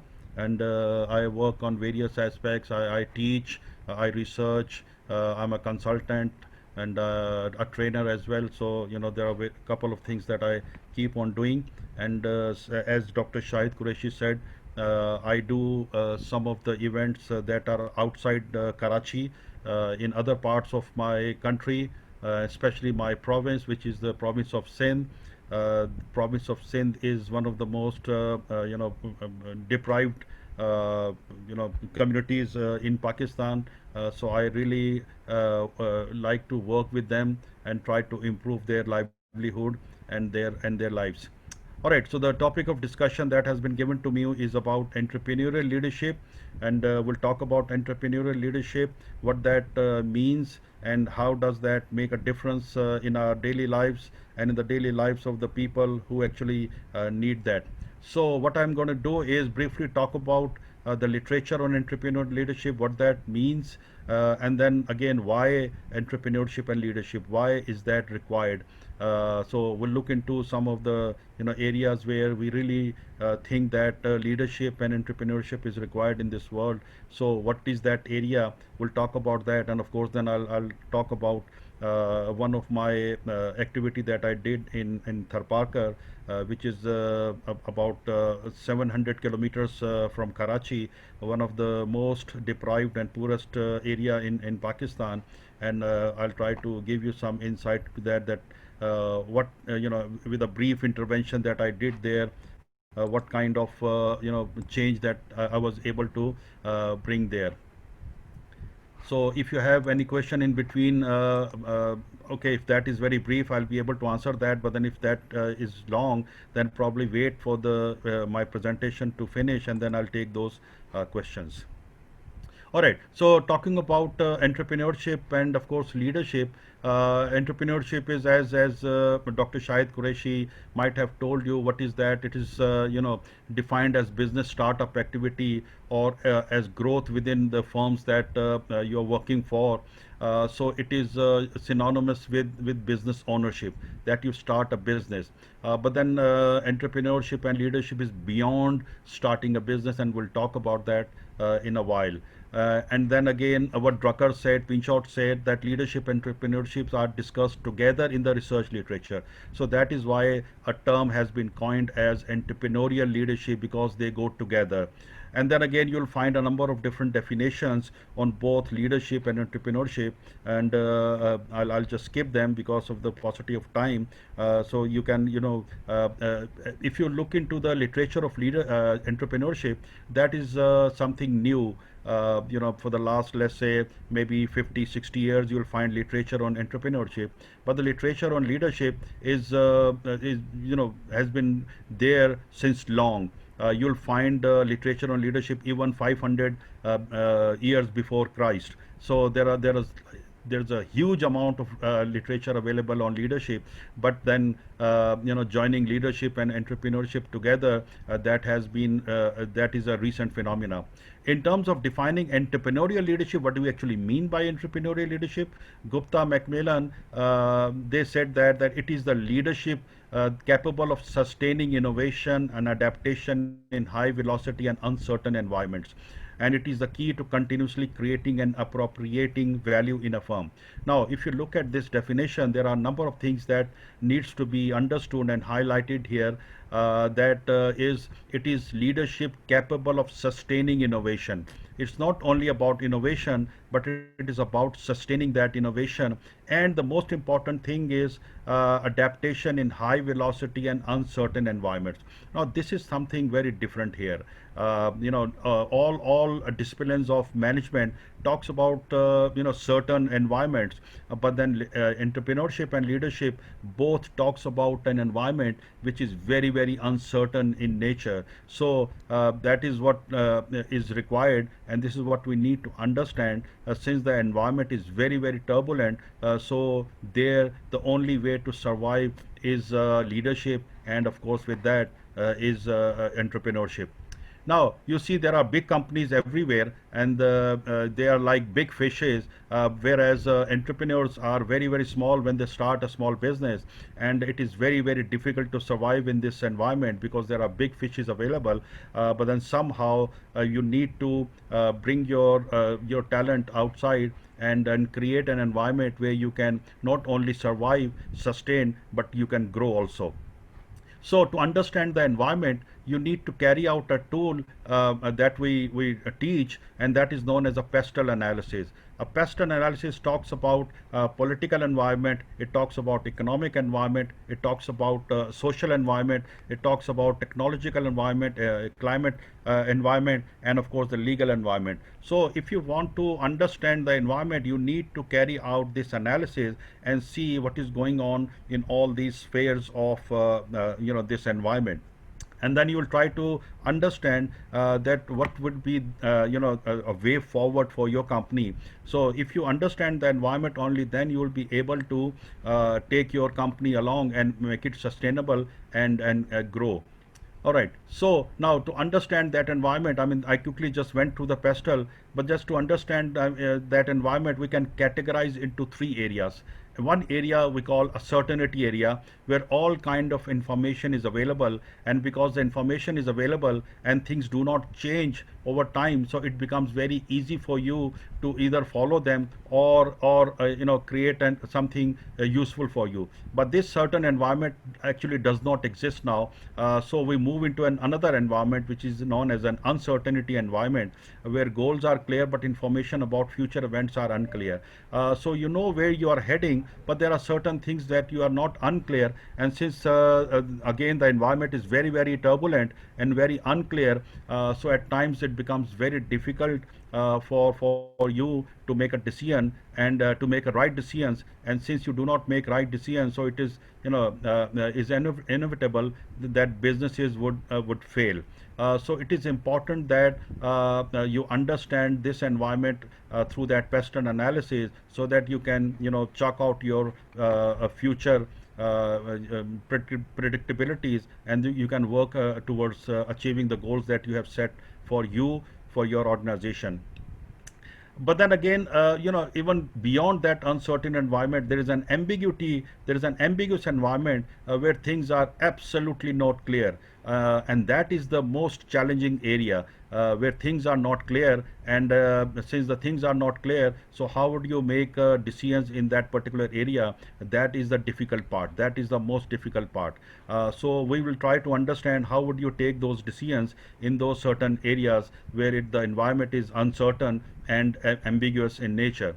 So to understand that environment, we'll look into the continuum of that environment, and the continuum of that environment is again, of course, the certainty environment that we talk about. There is an uncertainty environment, and then there is an ambiguity environment. So what is so peculiar about these environments? Let's try to understand some of the elements here. So in the certainty environment, it is a very structured environment. It is so structured that you can even program that environment. All right, so nothing changes. Everything goes by the book. Everything goes as you predict. Why? Because the environment is very certain. There are no changes in the environment, means that there are no, let's say there is absolutely no change in terms of the prices of the products. For example, let's say dollar and your currency parity does not change, and that is fixed to some extent, does not change. So as a result of that, the prices of goods does not change, and then again everything is certain. So if everything is certain, you can program that environment. You can program certain eventualities and put that in a system, so the system actually controls everything. So this certainty environment is actually the command and control system. Through command and control system, you control this environment. This is, in this environment, education, skill, experience is not that much required because everything is certain. So even with low skill, with low education, with minimum experience, you can survive in this environment because this is very predictable environment. It is easy to work in this environment. Why it is easy to work? Because in this environment we know the problems and we know the solutions. So when you know the problems, you know the solution, it becomes very easy to work. Like for example, right now I am giving you a lecture, and during this time the electricity goes off. Now what will happen? We have let's say we have generators installed at our premises, and we have generator operators sitting there. So as soon as the light goes off, the generator operator will just switch on the generator, and within few seconds will be able to convert from main electricity to generator supply. And then again, if you look at that person's education, skill and experience, that would be very low. With very low skills, that person can operate a generator. Even if he's not educated, not experienced, with a little training, that person can operate that generator. Now because this is a structured environment, so you see that a program has been written and fed into the generator system. So if the light goes off, the generator can start automatically, because this is a very structured kind of environment, and the generator can, or an air conditioner can, or maybe microwave or any other appliance can can work at its own, because everything is known. So the problems are known and solutions are known. This is an environment which of course that is there, but then it does not exist in terms of if you are endeavoring into a different kind of business. So that environment does not exist. So the beauty part of this environment is that in this environment the risk level is very low. Why? Because everything is certain. Since everything is certain, so the risk level is very low. This environment entails that since the risk is low, so you can start a business, like a small business, like a peri shop or a mom and pop shop, and then you can survive that business. Why? Because you know some of the intricacies of that business, you know how to run that business. Of course, with the theoretical frameworks that Dr. Shahid Qureshi talks about, like the bird in hand principles and affordable loss principles and some of the other principles, you can start a small business. And since the risk level is very low, so there are chances that you will be able to survive in this environment. But in this environment, since this is everybody understands this environment, so everybody will start their business within this environment. So when everybody can start a business in this environment, so you can understand that there will be huge competition to your firm. So with that competition, it then becomes difficult for you to survive in that unless you understand a lot of other business activities. And then you maybe, like for example, somebody asked Wakas that how did you market your product? Now anybody can break a stick from the tree, which are widely available everywhere, and pack that in a beautiful package, and but then everybody can do that. Why? Because it's available. But then again, you need certain other skills, management skills, managerial skills, where you need to sell that and place them and again market them in the market, because there would be a lot of competition available. Anybody can copy that. Now somebody who is in this program listen to Wakas can start that business, because now it is very easy and you can just go with that business. But then again, making that business successful, you would need other skills that this course would talk about. So this certain environment exists, yes, where you have work that is well defined, like for example working in factories. So the work is very well defined, and then while it is defined, so the risk level goes down and you can produce your products and accordingly.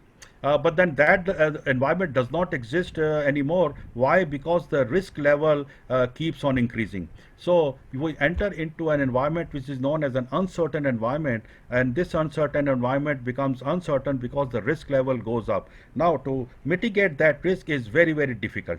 You need to understand how to mitigate. Mitigation of risk means that you need to minimize the risk.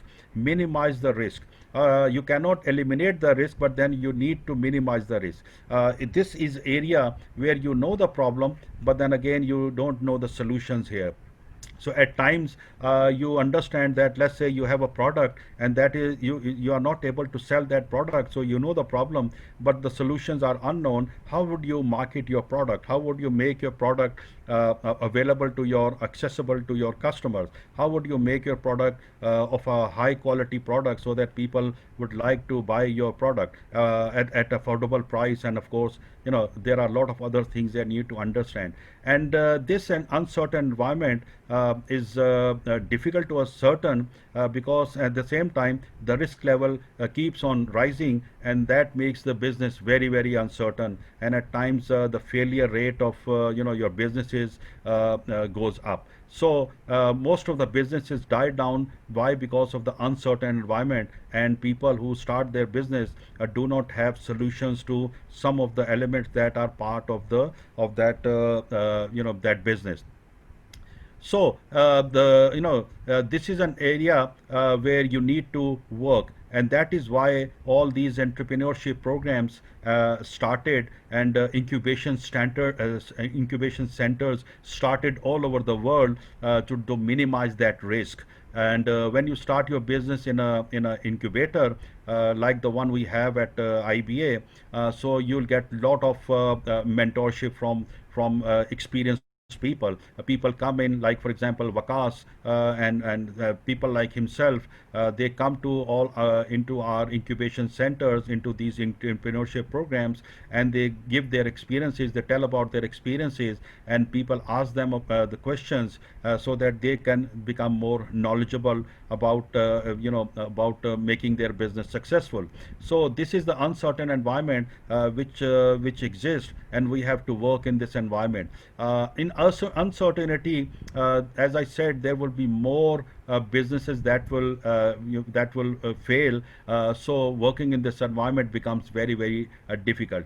But then there is another environment which is beyond this environment, uncertainty. Why? Because the risk level has gone very up, and that's an area which is known as an ambiguous environment, where things are absolutely not clear. In this environment, we even do not know what the problems are, what to talk about solutions. So this is an area where there are problems which are unknown, and then again you need to find solutions for that unknown. But then this is a very high gain area, very high gain area. So as we say that high risk means high gain. So this is an area where you can be, you can earn a lot. but then you have to be very, very entrepreneurial in nature. This area demands something different. This area demands a different kind of mindset, and you need to develop that mindset. Unless you don't have that mindset, you will not be able to work in this area. So this is an area where big companies are also working for, so that they can gain. For example, let's say this is we are undergoing through this COVID regime, where we have this COVID virus everywhere in the world. Now there are, we know that there is a problem here, but then we don't know what the solution is, and every company in the world is working towards the solution. You just imagine if some company finds a solution to that problem, how much that company will gain. All right, so to start with, we actually started with a problem unknown, and then again with time, of course, with research and with time, we were able to find, to some extent, we now know what the problem is, but then we are still searching for the solution. So this is the area which is a high gain area, and companies which work on this area, they actually gain a lot. I'll give you another example. Let's say, in the conventional side, on the certainty side, and to some extent uncertainty side, we had all kind of cars available in this world. All companies were making conventional cars with gasoline engines, and with the scarcity of gasoline, we need to move into some other area, but then we did not find any area. Now just imagine that it is difficult to work in this ambiguity area or even uncertainty area to some extent, that the mechanical engine was invented some 200 years back, and electrical engine was also invented some 200 years back, but nobody could thought about that. Why can't we just combine the mechanical engine and electrical engine together to make a hybrid car? It is just recently, maybe 25-30 years back, that somebody came up with an idea that why can't we just combine both the mechanical engine and the electrical engine to make a hybrid car. Now when the hybrid car came into the market, they are very, very successful in the market. So they actually earn more from the hybrid cars as compared to the conventional cars, both all companies. Whereas now they are working towards something different, and that is pure electrical cars, and Tesla and other companies are working towards that. And you see through literature that Tesla is becoming very, very successful in producing those cars.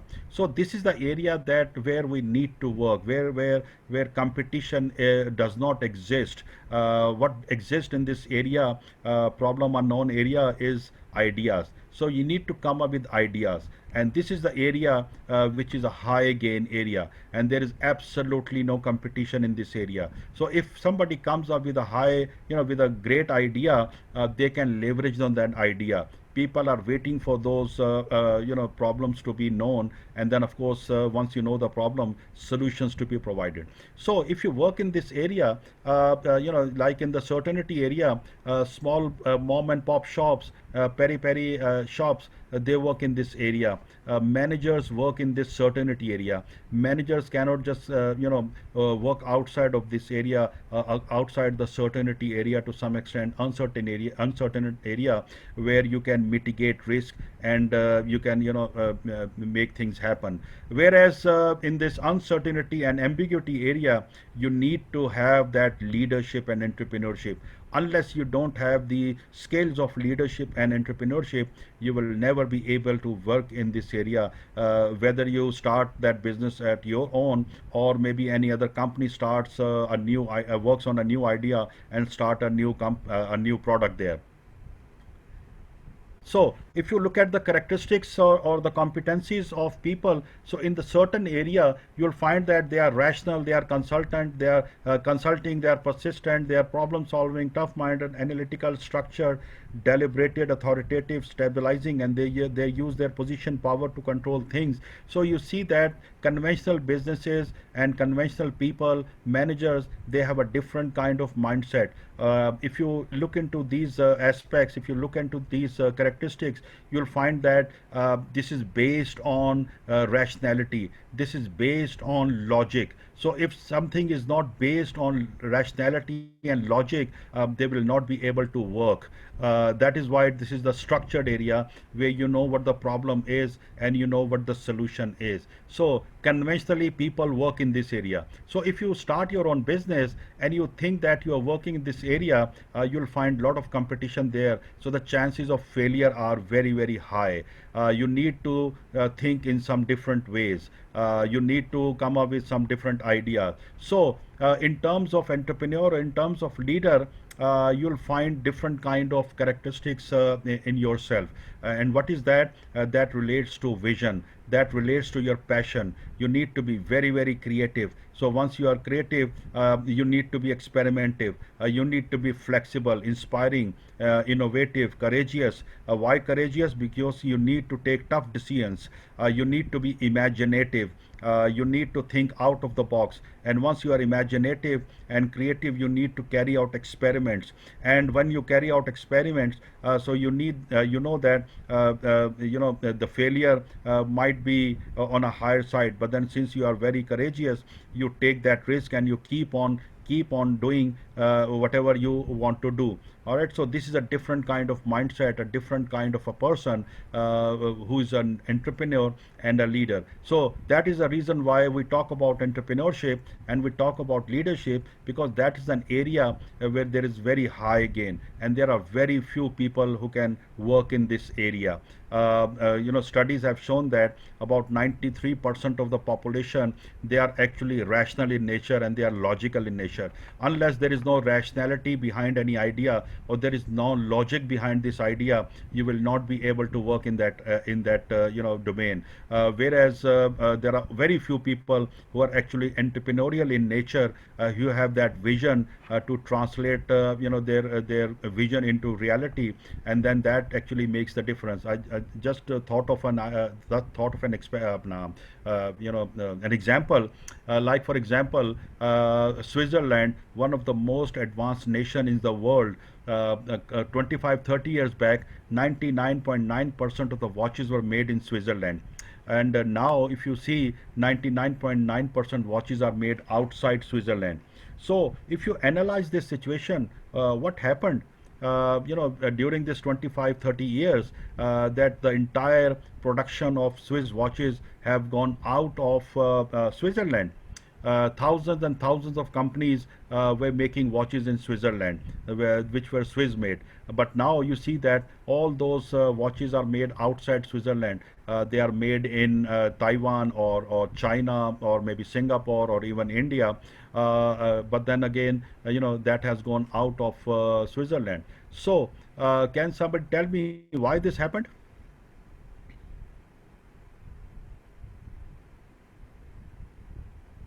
Anybody? Yes. Could it be because of globalization and, to try to find places where you could get it a little bit cheaper? Okay. But then globalization can work for Switzerland as well. Why for Japanese or Chinese or other companies? Why not for Swiss companies? Well, it just gets cheaper because in Switzerland, cheaper. Yeah, yes. Watches were very, very expensive. They are still very expensive. High-end watches are very, very expensive. But actually, that is not the case. Yes, that can be, but then there is something else. Anybody else?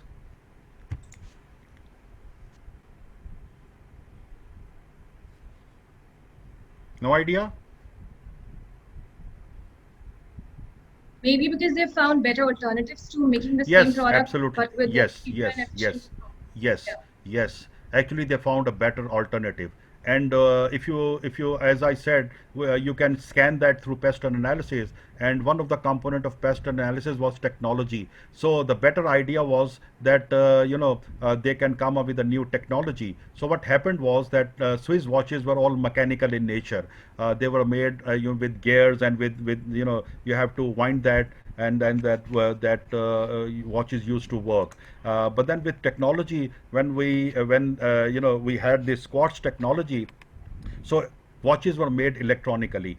But then again, Swiss companies, thousands of those companies, I worked with Timex in Paris some time ago. I know their mindset and those people.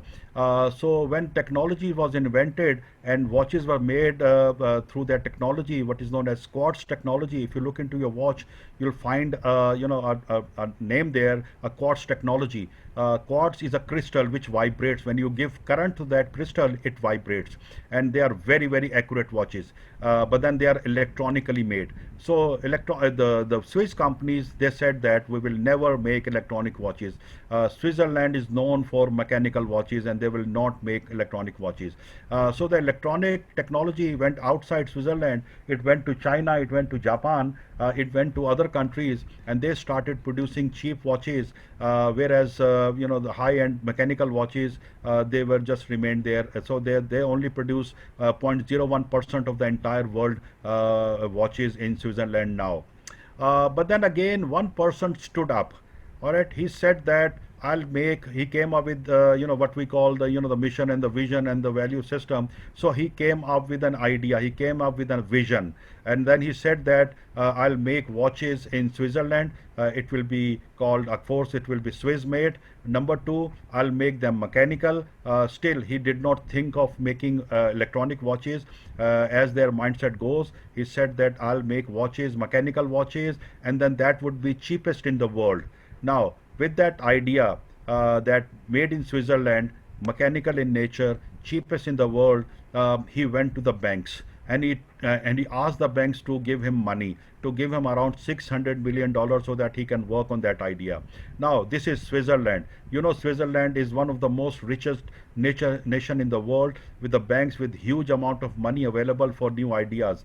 But then every bank refused to that person. That person's name is Nicholas Hayek. Sorry, his name is Nicholas Hayek. So every bank refused him to give him money, and he was so passionate enough that he said, okay, I'll put my own money. So he arranged his own $600 million to start the business. So once he came up with to start a business, he asked employees in Switzerland to work for him. Every person refused to work for him. Those who work on mechanical watches, they said this cannot be done. We will not, you will not be successful, because this is not possible that you make mechanical watches. Of course, Switzerland is the hub of making watches. That is okay, but then you cannot make mechanical watches very cheap. Why? Because mechanical watches demand diamonds in it, because they are mechanical in nature. So if you do not have diamonds for those moving knobs, the watch will not work. So they refused to work for him, and that person, Nicholas Hayek, said to everybody, okay, I'll pay you 1 year's advance salary, you just come and work for me. So convincing everybody, he was able to start his business. And then of course, with the idea that he came up with, that number one, made in Switzerland, number two, mechanical watch, number three, cheapest in the world. One of the most successful watches in the world. Can you name that watch?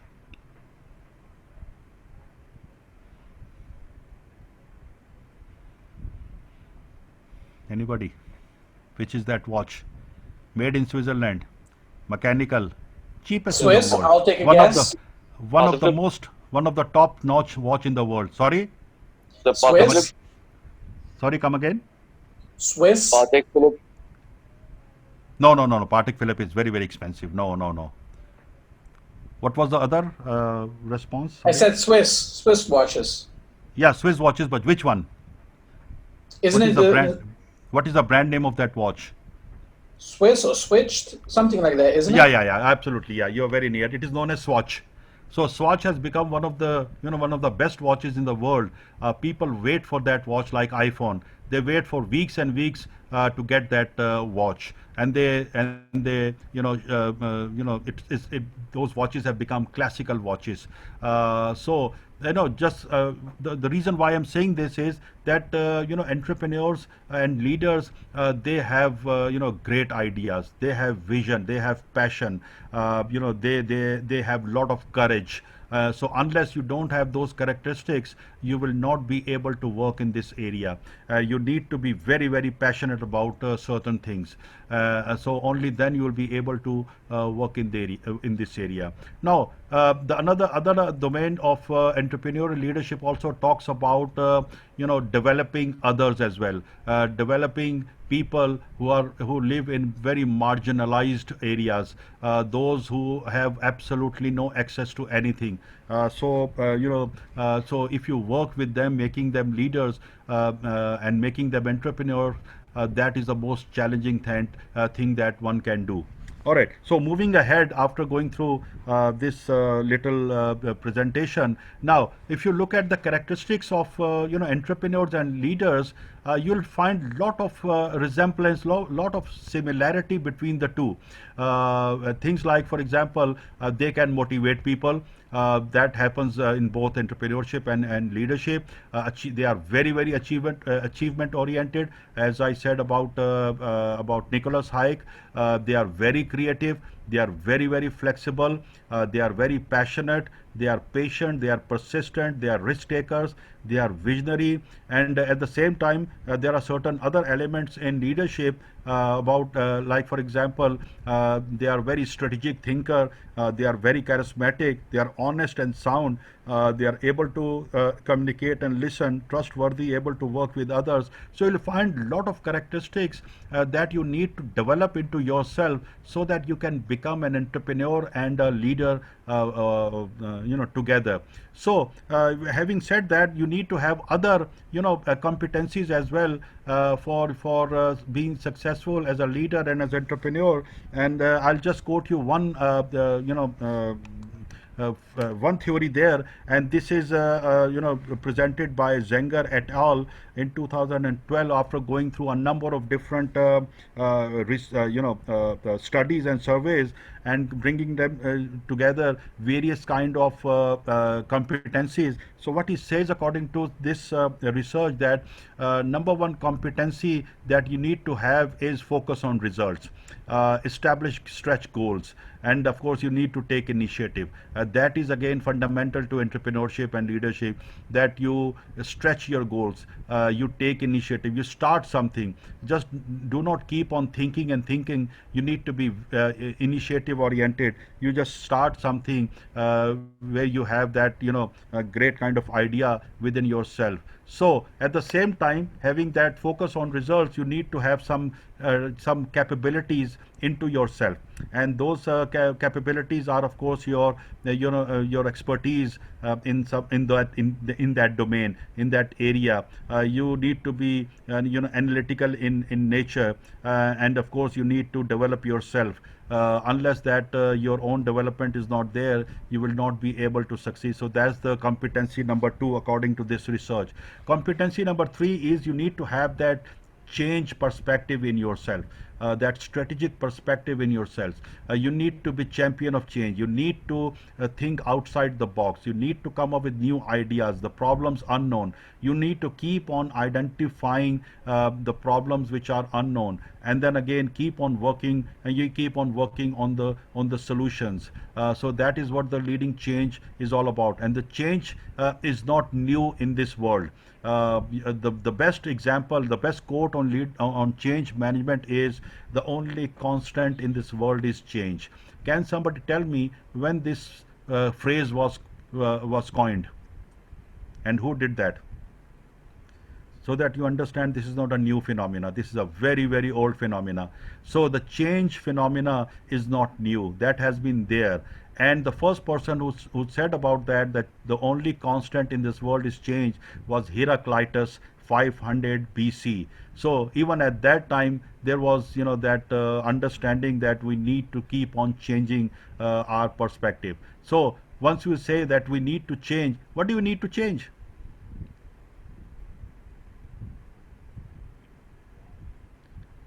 Where we say it is a strategic perspective. So where do you start that change process?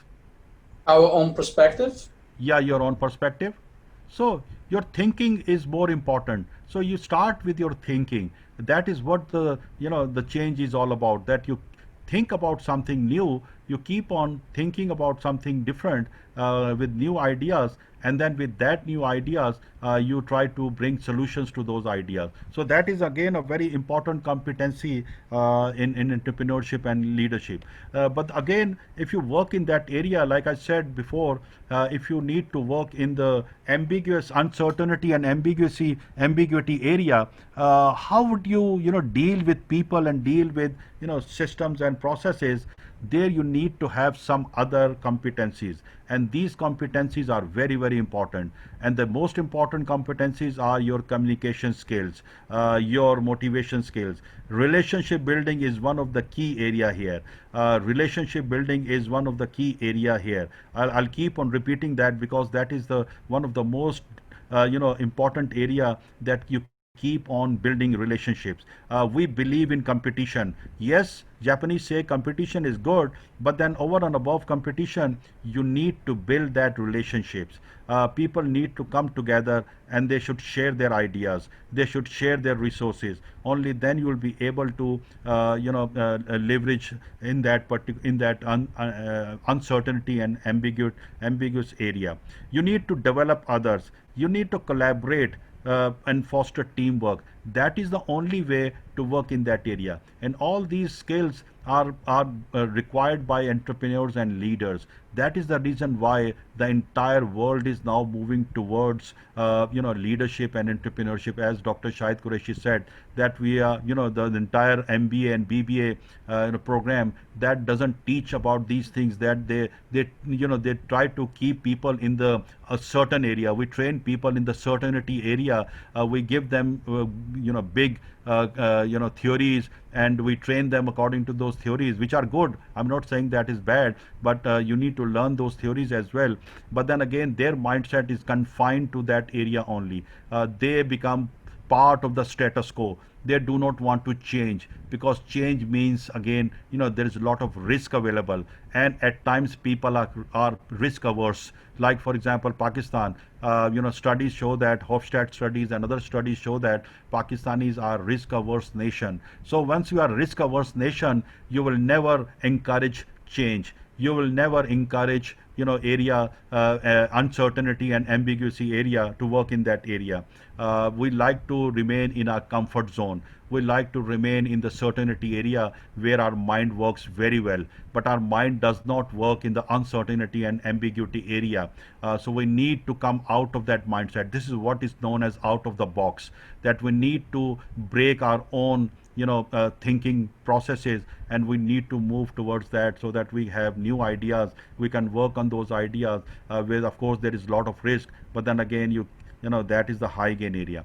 But if you look at this research, the interesting part is that according to Zenger and et al., they said that having these four competencies are good, but unless there is one competency which is in between this tent. So to make this tent beautiful, you need to have that one competency will make this tent beautiful, and that is the character part.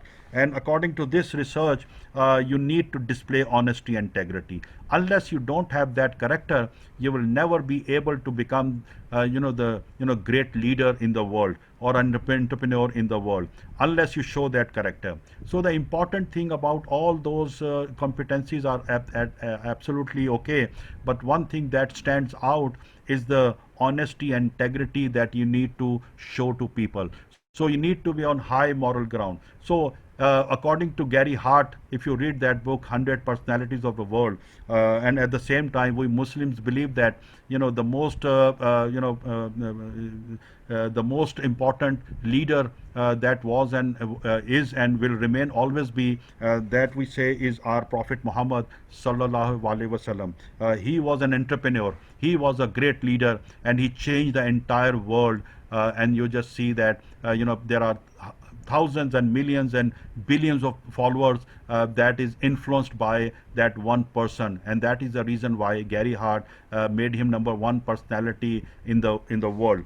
And why he was number one in the world, why he's a great entrepreneur and a leader, because he exhibited that character. So even Almighty Allah in Quran says that in Surah Kalam that and indeed you are of a great moral character. So even Almighty Allah believes, confirms that this man, Hazrat Muhammad Mustafa sallallahu alaihi wasallam, was a great person. Why? Because he had that great moral character. He was of a great moral character.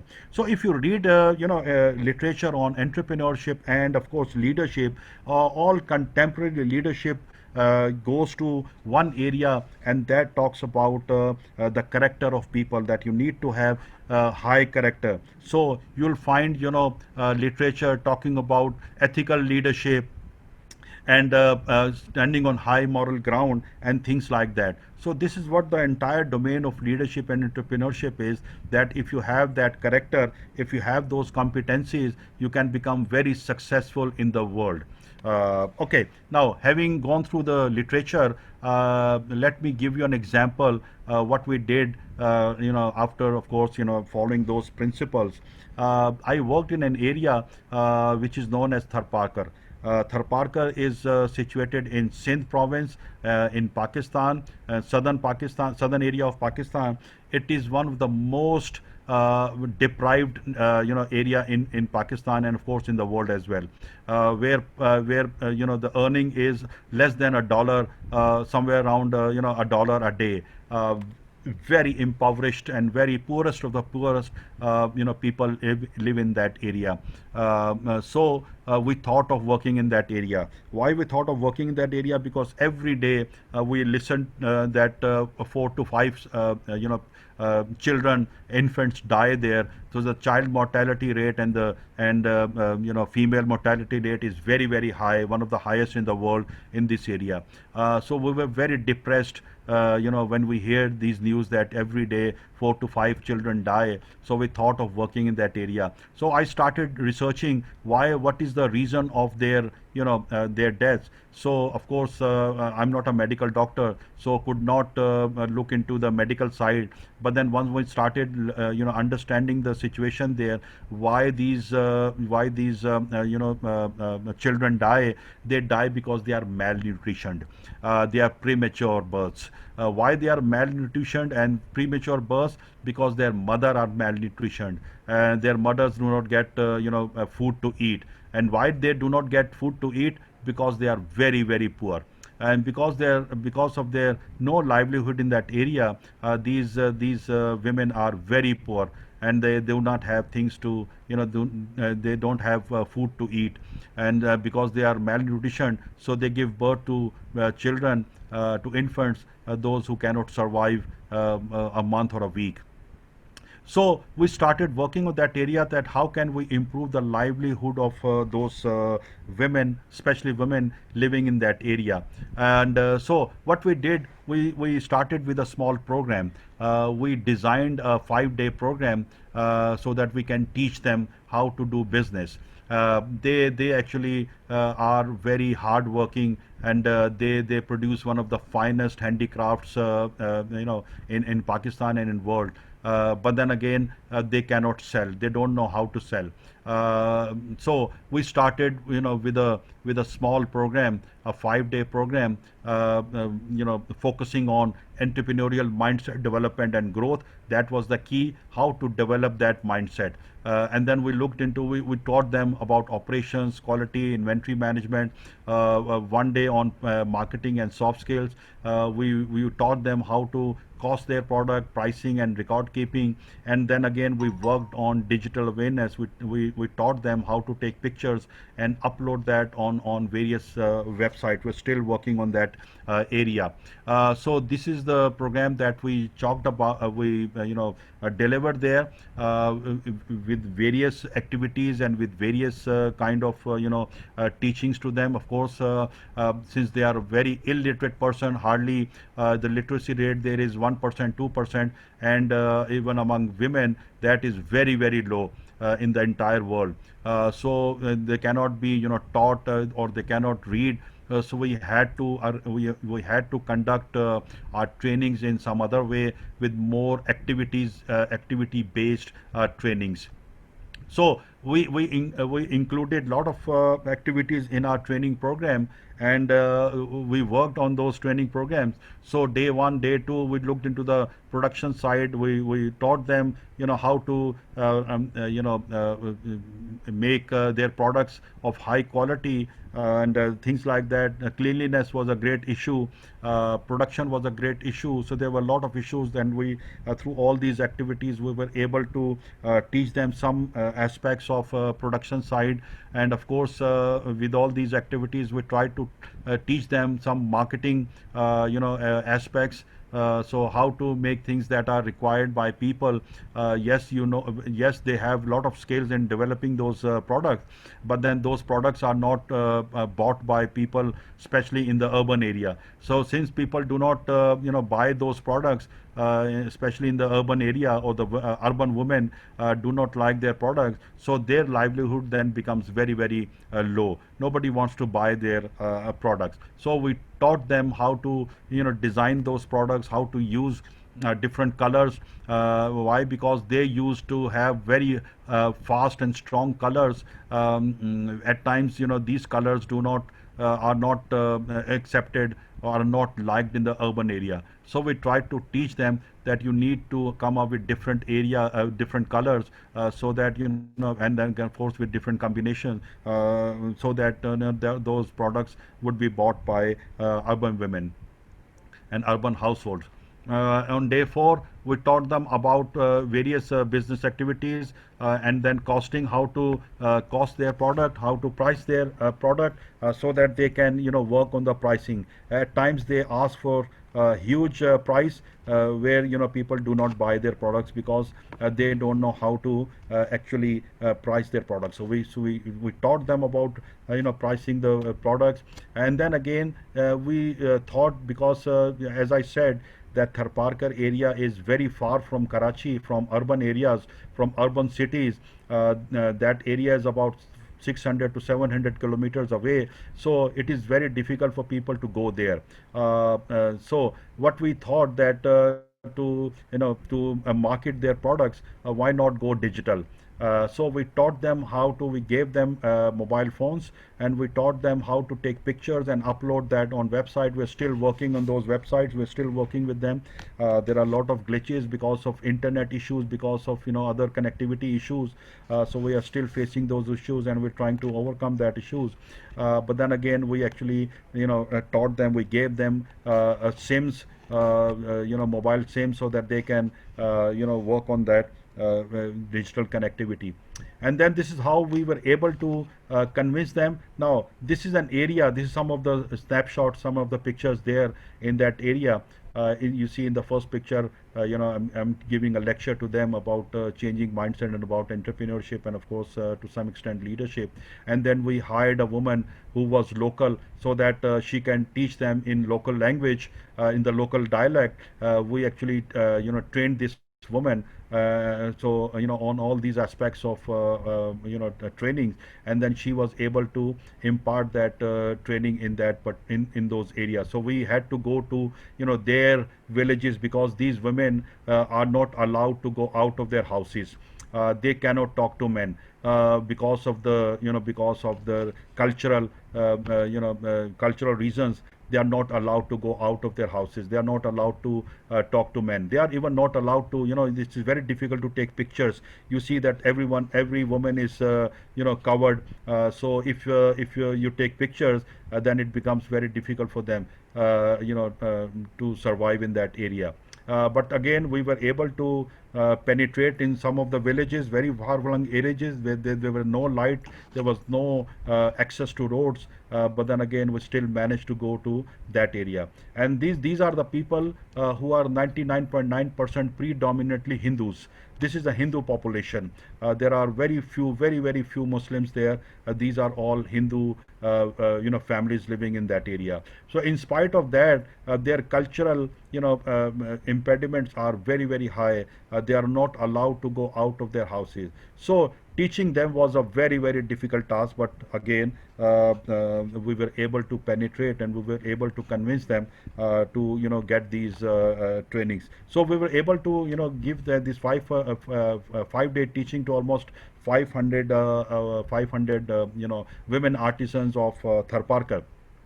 But then just giving them training was not enough. Why I'm saying that? Because they are very far from Karachi, and their access to market is very limited. So what we tried to take people from urban area, especially from Karachi where we live, to Tharparkar area. So I took a lot of designers there. Those designers actually taught them how to design, how to use different colors, different textures of clothes. I took students there from design schools in Karachi, so that they can have that exposure, and once they graduate they can actually have that relationship and that collaboration with them. Couple of students are now working with those women.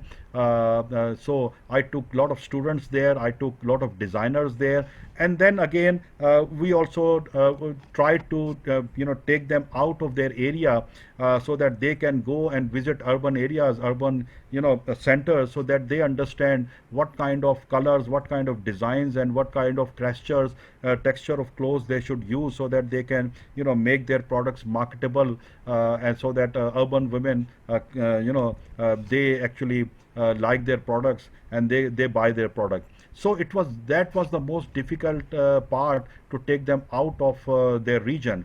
And then once I decided to take them to various exhibitions. So the first exhibition that I took them to was in Multan. It is there's an exhibition called Blue Fair. Multan is also a very cultural area where they have a lot of artisans there, culturally high in culture. So first I took them there, and convincing their families was the most difficult part. After talking to a number of families, there was just one girl who actually said that, okay, I will go. As I said, that that is an area where women are not allowed to go out of their houses. They are not allowed to talk to men. So it was very difficult for me to take them out of their houses. But then this one girl, she said that she will go.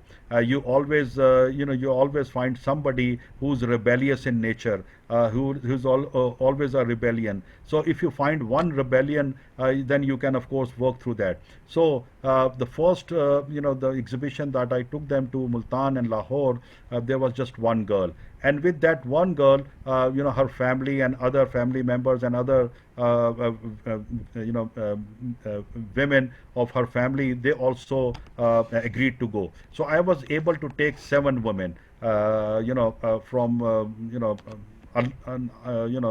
let's say, for example, at that time I was in contact with about 500 to 1000 women, but nobody was agreeing to go with me. But this just one girl was able to convince her family that she would go, and with her there were 7 women, those who agreed to go with me, and those 7 women actually made the difference. That actually made the difference. So we took them to Lahore and Multan. Now, why Multan and Lahore? As I said, Multan is a very high in cultural. They make also similar kind of clothes as they make in Tharparkar.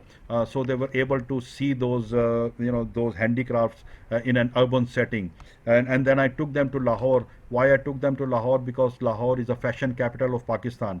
The fashion starts from Lahore and then it spreads to the entire country. So I took them to Lahore so that they can see firsthand, they can see for themselves what kind of clothes and what kind of colors, what kind of textures, what kind of other things that are required by urban women, rather than they make their own according to their own thinking. So I took them to Lahore, and there I was able to connect them to a number of different designers.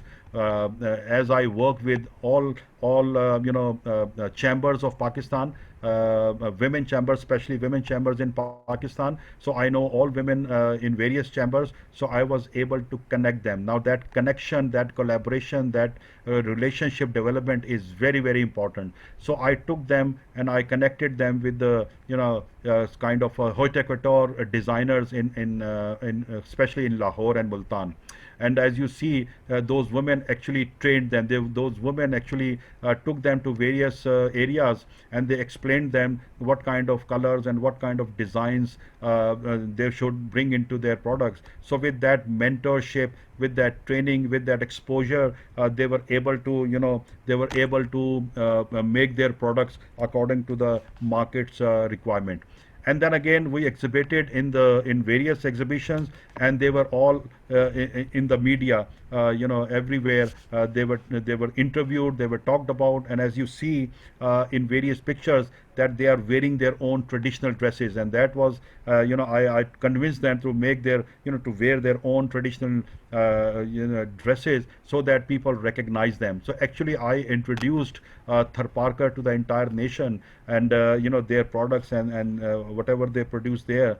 So that was a big sort of motivation to these women. And when they looked at all these other products made by designers of cities, they were able to convince themselves that they can make those designs for themselves. So they started producing according to the need of the urban women. And since now they are connected with most of the designers, so they are actually producing things for them. I took them to even international, one Pakistan China international industrial exhibition in Lahore also, and that was a big exposure for them. They were all over the media, and they were talking about them. And then again I took them to various. So the first delegation comprised of just 7 women, but the next time when I took them to these cities, I was able to convince 30 women, and they all went with me. But after going through, after completing those visits, now I can easily find more than 1,000 and maybe 5,000 people willing to go with me, because now everybody is ready to go. So those 7 women actually made the difference. They became celebrity in their villages. Everybody used to talk to them. What happened? What did you do? How was it all about? And the difficulties and things like that. So those 7 actually women made the difference, and now they have become celebrities of their area, and then everybody knows them. So they actually convince others now. And so much so that they are so confident in participating in these exhibitions, that they go themselves now. They make their own groups, and they go and participate in these exhibitions, even alone, without their men accompanying them. They now go alone and visit and exhibit their products, and those who were getting less than $1 a day are now earning more than $100 a day by going to these exhibitions and marketing their products in urban areas, rather than sticking to their own area. So what we did in that area, we trained 500 women on those basic business skills. These women are very literacy rate was very low. Their direct they cannot speak language, a national language, so we had to design that in their own dialect. They are very poor and marginalized people with income of less than $2 a day, but they are highly skilled in their traditional work. Again, as I said, they are not allowed to talk to men, they are not allowed to go out of their villages, but then again we made sure that they participate in different events in Multan, in Lahore, in Karachi, in Hyderabad. And then again we also, the first time we actually exhibited in Tharparkar as well. So all these women who could not go to other cities were invited in that exhibition near their villages. So the participation was very high in that area. What were the objectives? Business skills, of course, and then to empower them. Now that was the that was the key that we the crux of our program, that we need to empower them so that they can take their own decisions. So again, we were able to connect them to the designers of urban areas, and again I've talked about some of the things that I display here. The one thing that is still lacking is again on the digital side.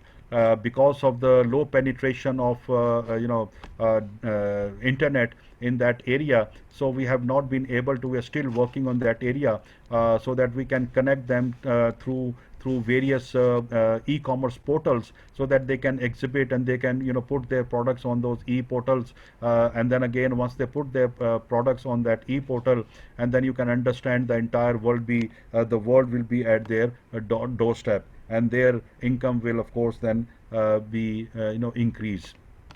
At the same time, one area that we were still working on is the sustainability of the program that we carried out there. So sustainability is important, as you see in one of the definitions, that sustainable of innovation is important. So sustainability, what we did, we established. We are still in the process of establishing a commerce chamber of commerce in that area, but then we were able to establish their own associations, and through those associations now they are working with other chambers and associations of women in Pakistan, and then through those linkages now they are trying to improve their businesses and improve their livelihood in that particular area. So through this entrepreneurship and through leadership, you can actually make a difference, and you can create a lot of opportunities for people who are marginalized, who are poor, who do not have access to various facilities, who do not have access to finance, who do not have access to markets. So through these initiatives, you can actually provide a lot of opportunities to these people, so that they can grow and they can make their livelihood, and they can prosper and have a good life for their families, healthy and of course prosperous life for their families, and that was the intention. So through this entrepreneurial leadership, you can actually make the difference, and that is what is required. We need to think about it, and we need to provide opportunities to such people. Thank you. Questions? Thank you so much, sir. Any questions? Thank you, sir. Uzair, do you have any question?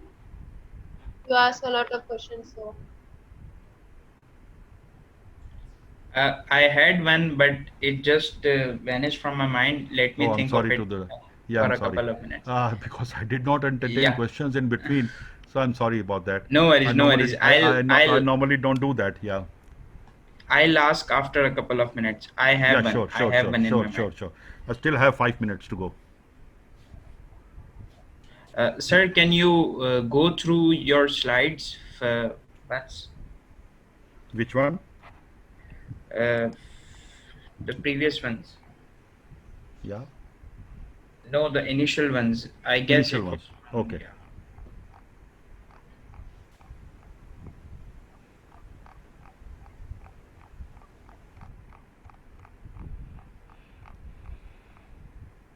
Okay, we started from here. Next one. This one. Yes, sir.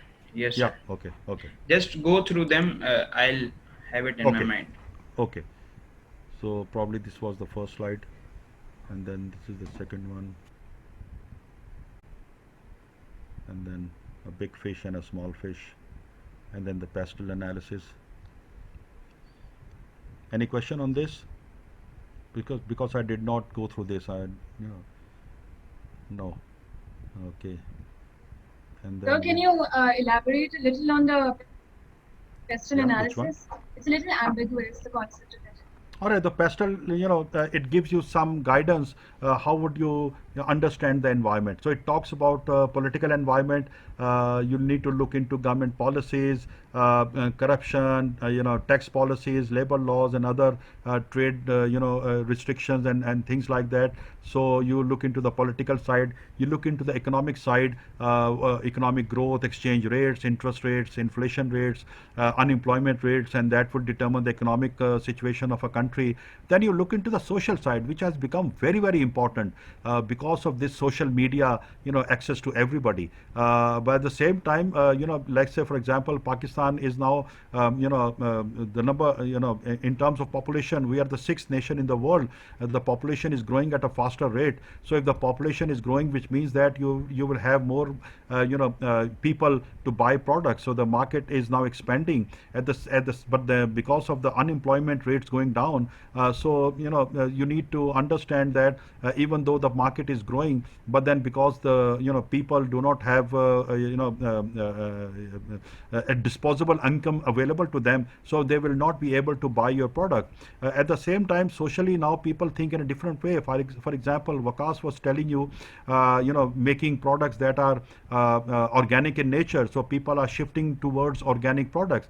So if you think, if you observe that people are moving towards organic products. So if you make organic products, you'll have a good chance of marketing those products. At the same time, people are more health conscious.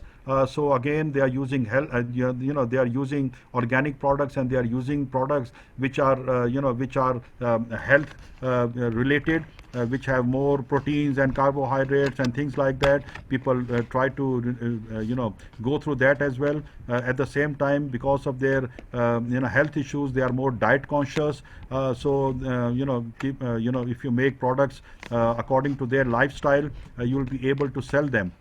So through this social media, you see people's likes and dislikes are changing very rapidly, and you need to bring those changes into your products. In terms of technology, technology obsolescence is very, very high. So the obsolescence rate of technology is very high. So you need to bring products more technologically advanced with more features. People will like to buy mobile phones with advanced features. So you need to bring products into the market which are technologically advanced. And then again, there are issues related to climate change. As you see, the entire world is now conscious about environmental change. So at the same time, you can work towards that, improving the quality of the environment. And then again, there are various stakeholders, pressure groups that are there to look into the environmental side, and they can again give you opportunity and then give you threat about the products that you produce. And then there are legal environment. You need to look into various laws, consumer protection laws, copyright laws, safety laws, health laws, and various kind of legal frameworks, so that you can actually take an advantage of offering your products. Now, what I normally say to my students always, that whenever there are threats, there are always opportunities. So do not deter yourself from the threats. In those threats, there are always opportunities, and you need to find opportunities for yourself. You need to find opportunities. At the same time, you need to provide opportunities for people, so that they can actually produce products and services which are required by the consumers. So again, we talked about the environment. There are, actually, it's a, if you look at literature side, you'll find various literature, what we call VUCA environment. If you search on the net, you can put that keyword there, VUCA, VUCA, and then you'll find that, literature on environment side. So we talked about this, and then we moved into the characteristics of entrepreneurs and leaders. You need to be have those characteristics in yourself. If you have those characteristics, then you can become very, very successful. Otherwise, it's better that you work for somebody else rather than starting your own business. Excuse me. And then again, we talked about various competencies of entrepreneurs and leaders, and character was the key in that area. We talked about our Prophet Muhammad. of a great moral character that he had. And then I started with my, a case that a training program that I did in one of the most poorest area in Pakistan. I'm still doing that, and again expanding that to other areas as well. I'm working with the government of Sindh, and they want me to provide such skills to other parts of Sindh as well. So we taught them various business skills. Uh, we took them to various cities so that they can exhibit their products. They can see for themselves other products that are being marketed in those urban centers, so that they can, they can make their own products accordingly, bringing in the designs and the colors and the textures and various aspects. And then we taught them how to take pictures through their mobile phones and upload that on websites. As I said, we are still working on that because of the internet issues in some areas. That is one of the constraints that we have. And then I just showed you pictures, and then again you can see people in Pakistan can recognize some of the people there.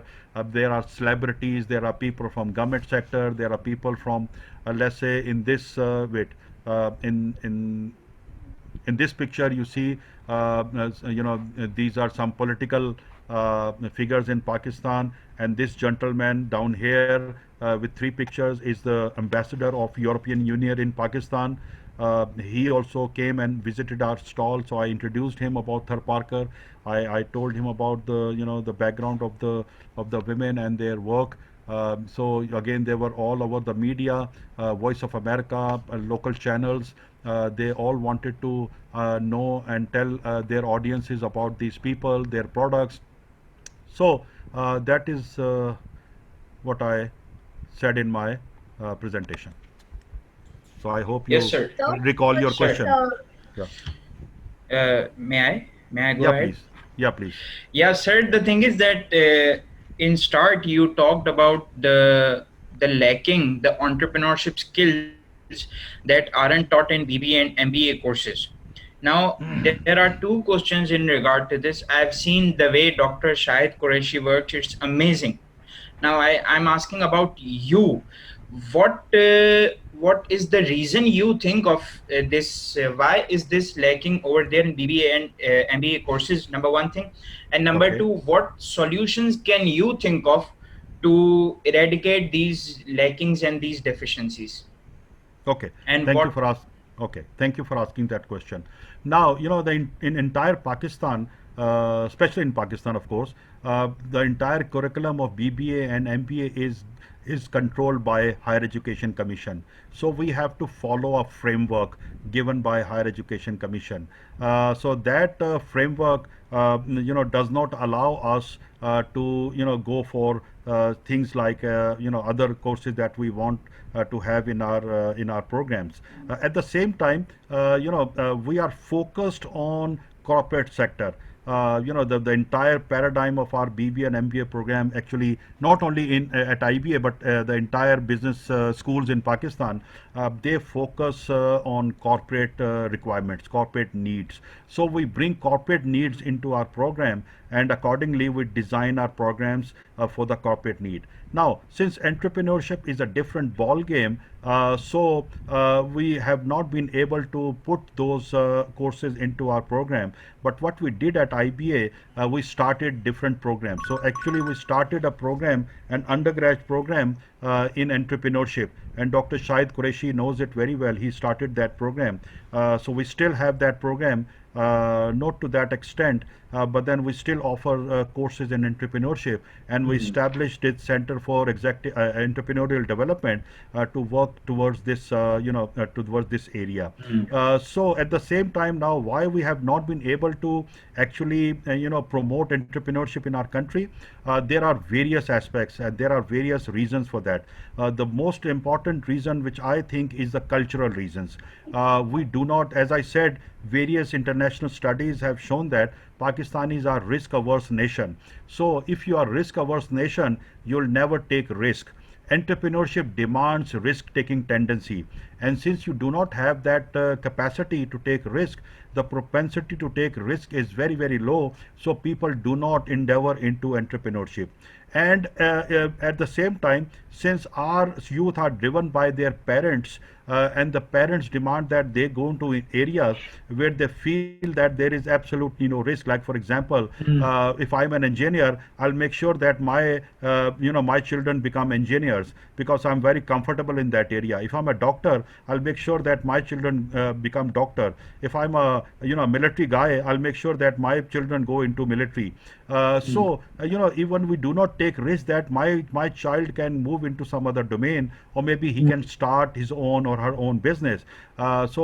Since we are risk averse nation, so we do not promote entrepreneurship in our society. We're trying to promote that. Dr. Shahid Qureshi for the last 10 years has been doing that absolutely great, and then you see a little success as well. Of course, it has to be across the nation, but we have not been able to. Dr. Sahib, I have a few questions from you as well, sir. Because you have been engaged even sir, एक line, sir. Even if you look at the like for example Europe, there you will not find much entrepreneurship there. Why? Because there is a welfare system in place. So if you are getting money from the government, why should you go into an taking risk and going out and taking uncharted waters? Absolutely, yes. Dr. Sahib, a quick question is, it's for my learning, it's not, and what, because I was thinking that how to come out of the HEC, you see, the chains. Yeah, we have been, absolutely, yes. We can do it, we have to, because the reason is, the foundation on which IBA alums and HEC is standing, that foundation is eroding very fast. Yes, People absolutely. from GIK and the top-notch business schools, they come to me and we meet them, and they said, sir, it's difficult. GIK, electrical engineer, they said, sir, it's difficult to get a job of 25,000. Yes, sir. Spending 3 million and then you can't get a job of 25,000 is a big question mark in HEC or engineering universities and GIKs and NEDs. NED is much better because they're offering at very low cost actually. So this is one question. And second, I was just wondering, for the past few days, I discussed with the whole class. Our BB entrepreneurship program was almost shut down in a way because the reason was entrepreneurship, 2-3 courses are enough, sir. Why we build a 40 course program and 4 years and so I was just wondering, sir, is it possible to come up with a program for like 3.5 within HEC? My vision is that if I can share you my quick vision, and then maybe you can quick, not that long. I will just be requesting for you because you are a very mashallah wise person, and you much senior, and Dr. Shahid Mir is an engineer. We have a lot of things in common. You're electrical engineer, sir, or what? You're electronics engineer. Electronics engineering. So, Dr. Sahib, इसमें ये था कि my saying is that we should have a why don't city campus is open actually? It deserted. Absolutely. I was just thinking, idea came to my mind. You joined, last year? For the last 10 years. Actually, I've been working on this venture for the last 15-20 years now. I tried to convince my management that we start this entrepreneurship program at the city campus. We should open our this incubation center at the city campus because city campus. Why? Because city campus is very near to the corporate sector, to the business world, to the business markets, and so the entrepreneurs in our incubation center can just just get up and go to the market and see what is going on in the market. So we can have that connectivity with the market. But then again, we started that here at the main campus, and you see at times when you come to main campus, it becomes very difficult to go to IH Chandigarh Road and go to the the Sarafa Bazaar and the the center of the marketplace. So where you can just go and just observe what is going on in the market, and then get ideas and can see what are the gaps, what kind of products that you can come up with so that you can market those products there, or maybe just go and sell your products there. You have an office at the city campus and you just go. So again, I think we can again work on that area. I spoke to, I remember I spoke to, I think, Dr. Farouk, that we should expand our entrepreneurship program at the city campus. We Exactly. should, So are open you up. ready to work with me, sir? Are you Absolutely ready yes. I absolutely yes. I mean, this is what is close to my heart, and So we will be this Shahid Square then, this inshallah. absolutely yes, absolutely yes. We So have to we'll be do that. Shahid We Square. have to And Dr. we Saab, have what to is bring that. something is coming to my mind. We don't want to Sir. do traditional things. Ji, sir. We don't want to do traditional things. No, Look no, at no. this chart, sir. Absolutely no. I think Absolutely no. classes will be only 3 days, 9 to Yes. 4. That's it. Yeah. Why do you want to teach them so much, sir? That's enough. Not 9 to required. 4. Not Thursday, required. the networking and observation day, which we are talking about. Yes. Friday, Saturday, Sunday is the skills, projects, family, business day. You go and learn welding, plumbing, go to Mehman Absolutely. Technical Center for Yeah, 4 yeah. years, 3 years. Go to Sarafa Bazaar. Go to Jewelry. During 4 years, every girl and boy has to learn 3 to 5 skills. Meet and so this will be somehow documented. This will be documented and will complete the credit hours. Absolutely yes. I think if you document I it think I told the class earlier that I started a bada with bhans and bakriyan, and then again I've Buffaloes and started cows. buffaloes and Goats. cows and goats, Goats. and selling milk and absolutely. So you need to have hands-on on things what is going on.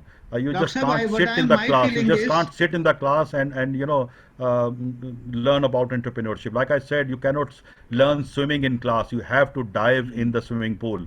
So it's like that. Entrepreneurship, you have to dive into into the market and get your hands dirty. Only then you learn entrepreneurship. It is not that you just Dr. sit in the Saab, class. My feeling is, and then we will be enforcing them with that. Everybody will be knowing how to make their own website, application, Absolutely. database management. It's so easy now. It has become so Yeah. easy. The tools So, are and, available. Exactly. Even So I think applications, you can make mobile applications very easily. And Dr. Saab, can we have a different admission criteria? Absolutely. Can we welcome straight Ds? Absolutely yes. Absolutely. Can we yes. welcome straight Ds, sir? Welcome. Can we welcome straight Ds in O level, A level? Why not? Why not? Why not? HEC will have no problem.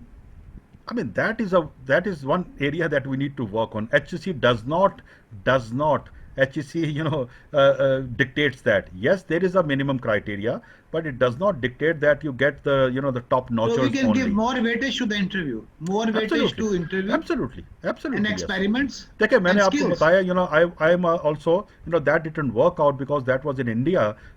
In 2005 we visited US. We visited a number of incubation centers there on a State Department visit, and and then we formed and in that visit people were from India, from Sri Lanka, from Bangladesh, from Pakistan, and we formed an association by the name of Safir, where it's headquartered in India, and again we had interaction with Indian schools, and their model was that you will not pass the course unless you start your own business. Great. You'll not get a degree unless you have a business of your own. So Dr. Thank you very much. Absolutely. We have a lot of friends Thank you, from sir. Thailand, Natavadi. Thank you, sir. Welcome, Valeria. Welcome. Please Great. give a smile. Great. Christopher is there. Walter Conclave. So people smiling. Absolutely okay. Isha, you're looking a Absolutely. bit sad. I think. So you need to have that collaboration. As I said, collaboration is the key in this world now. So Look if at you this, work in Professor collaboration, Hans. Hans great. Michael is Absolutely. from. Dr. Saab is there. Nazarin is from Uzbekistan. Katiano Galio, from which country are you, please? So Can you I share? Yes, I'm from Canada, Montreal, Canada. Wow, From great. Montreal. Wow. Wow. Welcome. I've been to. Welcome. I am into. So Toronto.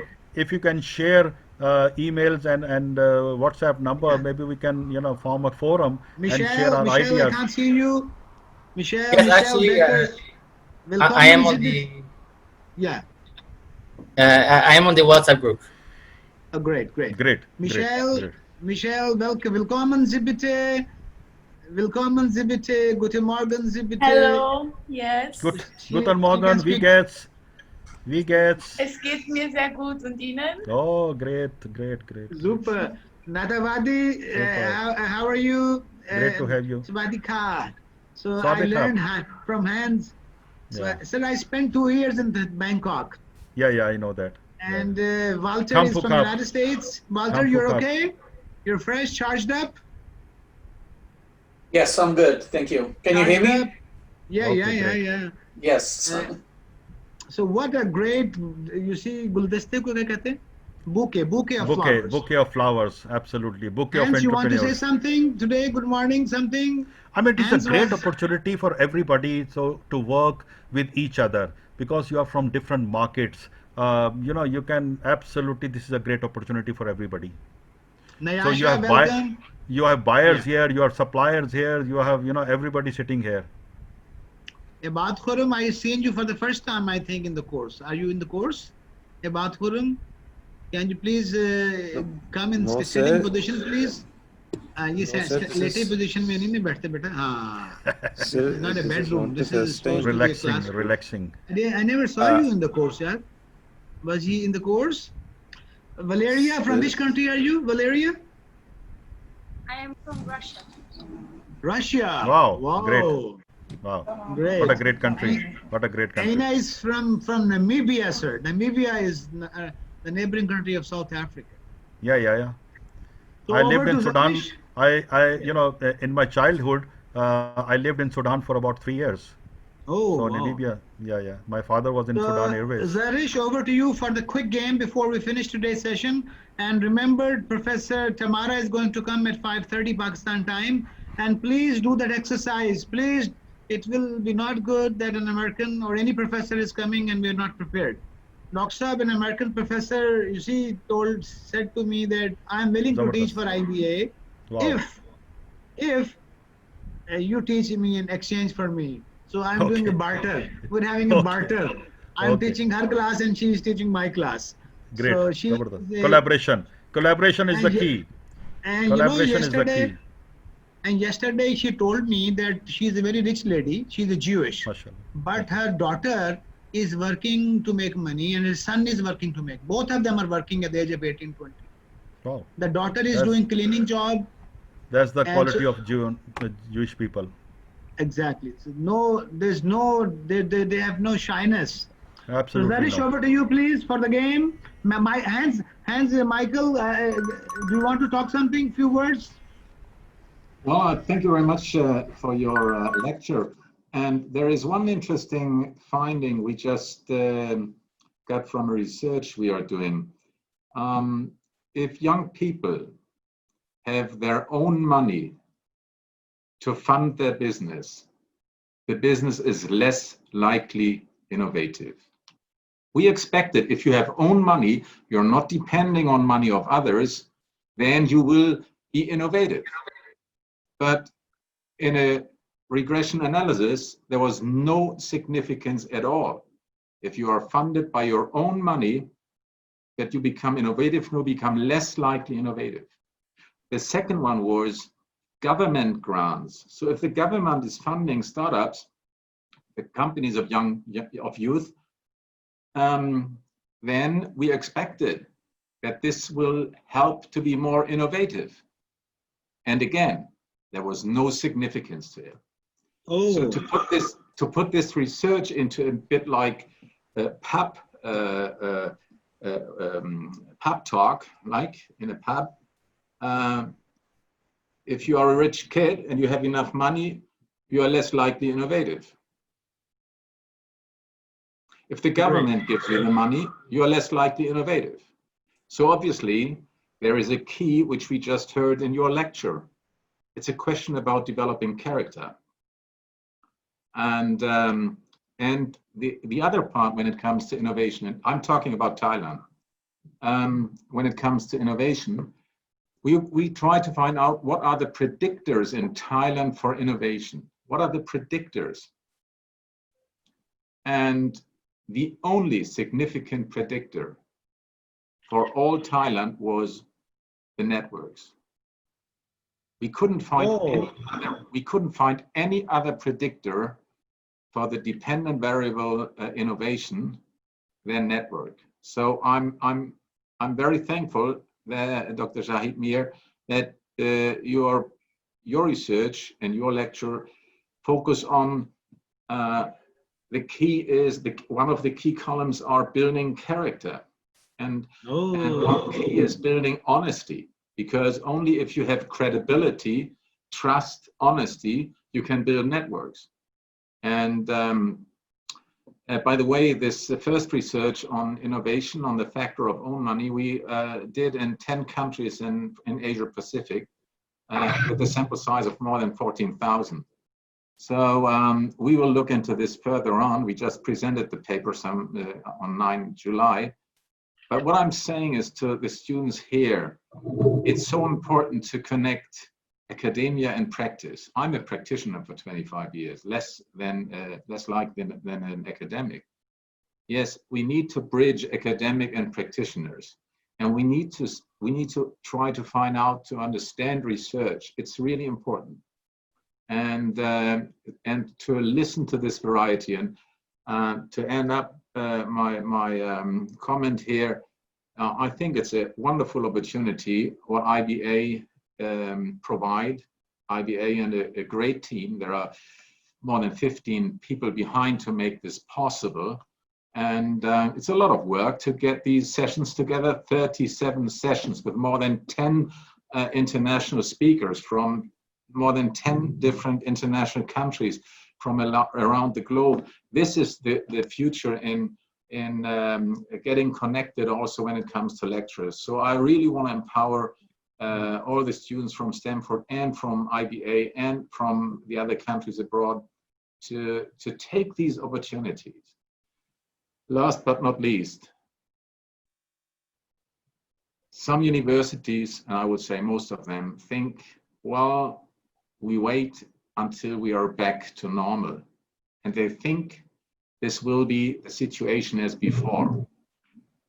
And my bet is there is no new normal after COVID, which will be the same than before. We are in a completely shift in the universities. The universities do not know this. Only very few are thinking about it. So the key in the future is the modular education system. Dr. Shahid introduced the system of summer schools where you meet together and touch down on different topics, get inspired and become active. So it will be a combination of classroom teaching where we do exercises, where we do practice, going out of the classroom and into the field.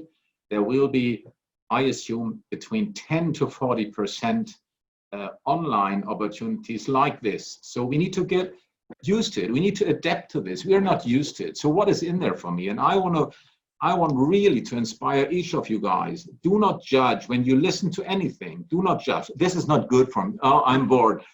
No, I'm always asking what is in there for me. And therefore, just have always a piece of paper in front of you or your mobile. I do it with my mobile. I'm a young guy, so I don't do it on paper. But do it and type in always, what is your key takeaway? What do you get out of it, right? And in each and every session, there are key takeaways. 1, 2, 3. The key takeaway can be, hey, I met Sahab Papa, I haven't seen him until now, and now I see him or her or whatever. So this kind of key takeaway, it must not be academic, it is an experience.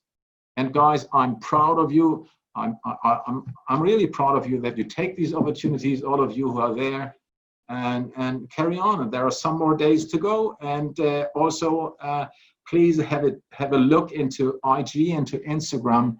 I type it in hashtag bits in us. So this is BIZINUS. It stands for Business in Us in Instagram. And the Stanford students are posting their Instagram experience. And we also please do that. Take care of that. Amazing words by, And one last part. We do grading now in the following way. We are saying, listen to Dr. Shahid Mir. What is most important to you? Take a picture, take a selfie, take something out of it, give a text to it, post it on Instagram, and you get 1% of total grade of the course. Activity counts. New quizzes. So that's from my side. So thank you very much for having me. So Professor Hans, thank you very much, and so kind words. And I'm thankful to Hans and this International Summer School idea. I think he's the grandfather of that idea, grandpa. So he's the grandpa and Dr. Uli, and we tried to copy them, and I think it worked. And Thanks we copied them actually in 2015. They are great people. They did one of the biggest international summer school with 200 people in Bangkok. Wow, wow. And that was the beginning, and then they forgot and we took over. But they are our partners. They help us. They guide us. You know, Hans has visited the IBA 3-4 times. Oh, really? Great. Yeah, and he is always willing to come. So Dr. Saab, and look at, and he's German, so we can speak in Deutsch auch. Deutsch. And, Sprechen Sie Deutsch? Ja, natürlich. Natürlich. And we were looking forward Ich habe alles vergessen, nicht so viel Practice machen.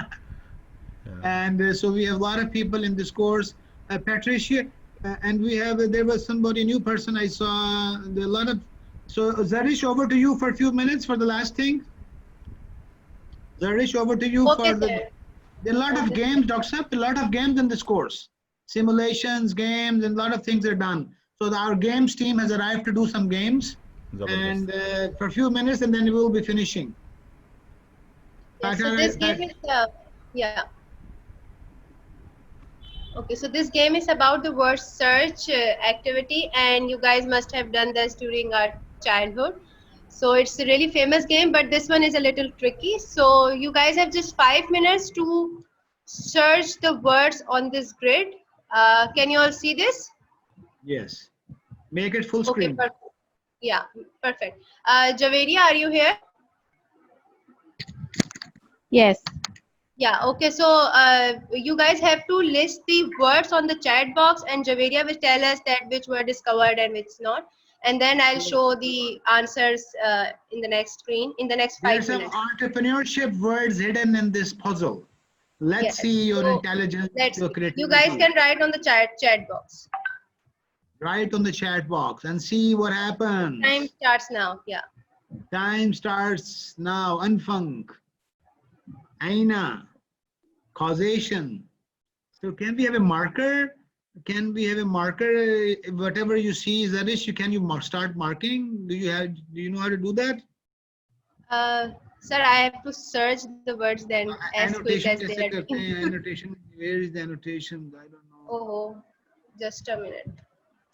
If I no, go back. Sorry. Just a minute. Actually, it got. Okay, just a minute for that small intervention. Yeah. And here it is. Dr. Saab, हमारी team ने कोई 20 games have been designed. Dr. Shahid Mir. Ji. 20 games have been designed in the past 2 months. Our team has been working, alhamdulillah, and we learned a lot from an American professor. Great. And strategy comes in. Effectuation is there. Wow. So these puzzles, so that to make them a bit fresh. So I don't know where to get to the. Oh, so I will do it. Okay, then. So sour. Then we have. I can maybe do it. Word pray. Simple. Wow. So very interesting words coming in.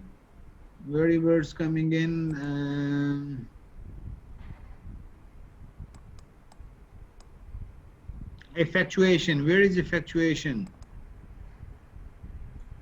Sir, in the last column. In the last column. In the last column it is. अच्छा मैं नजर नहीं आ रही. Let me make it.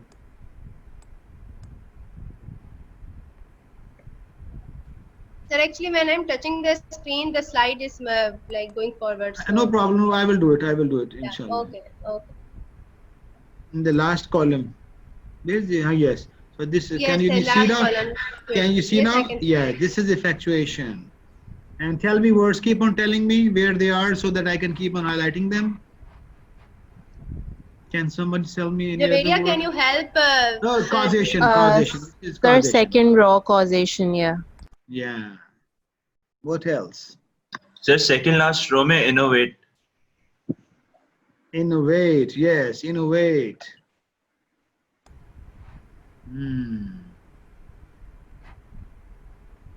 Yes.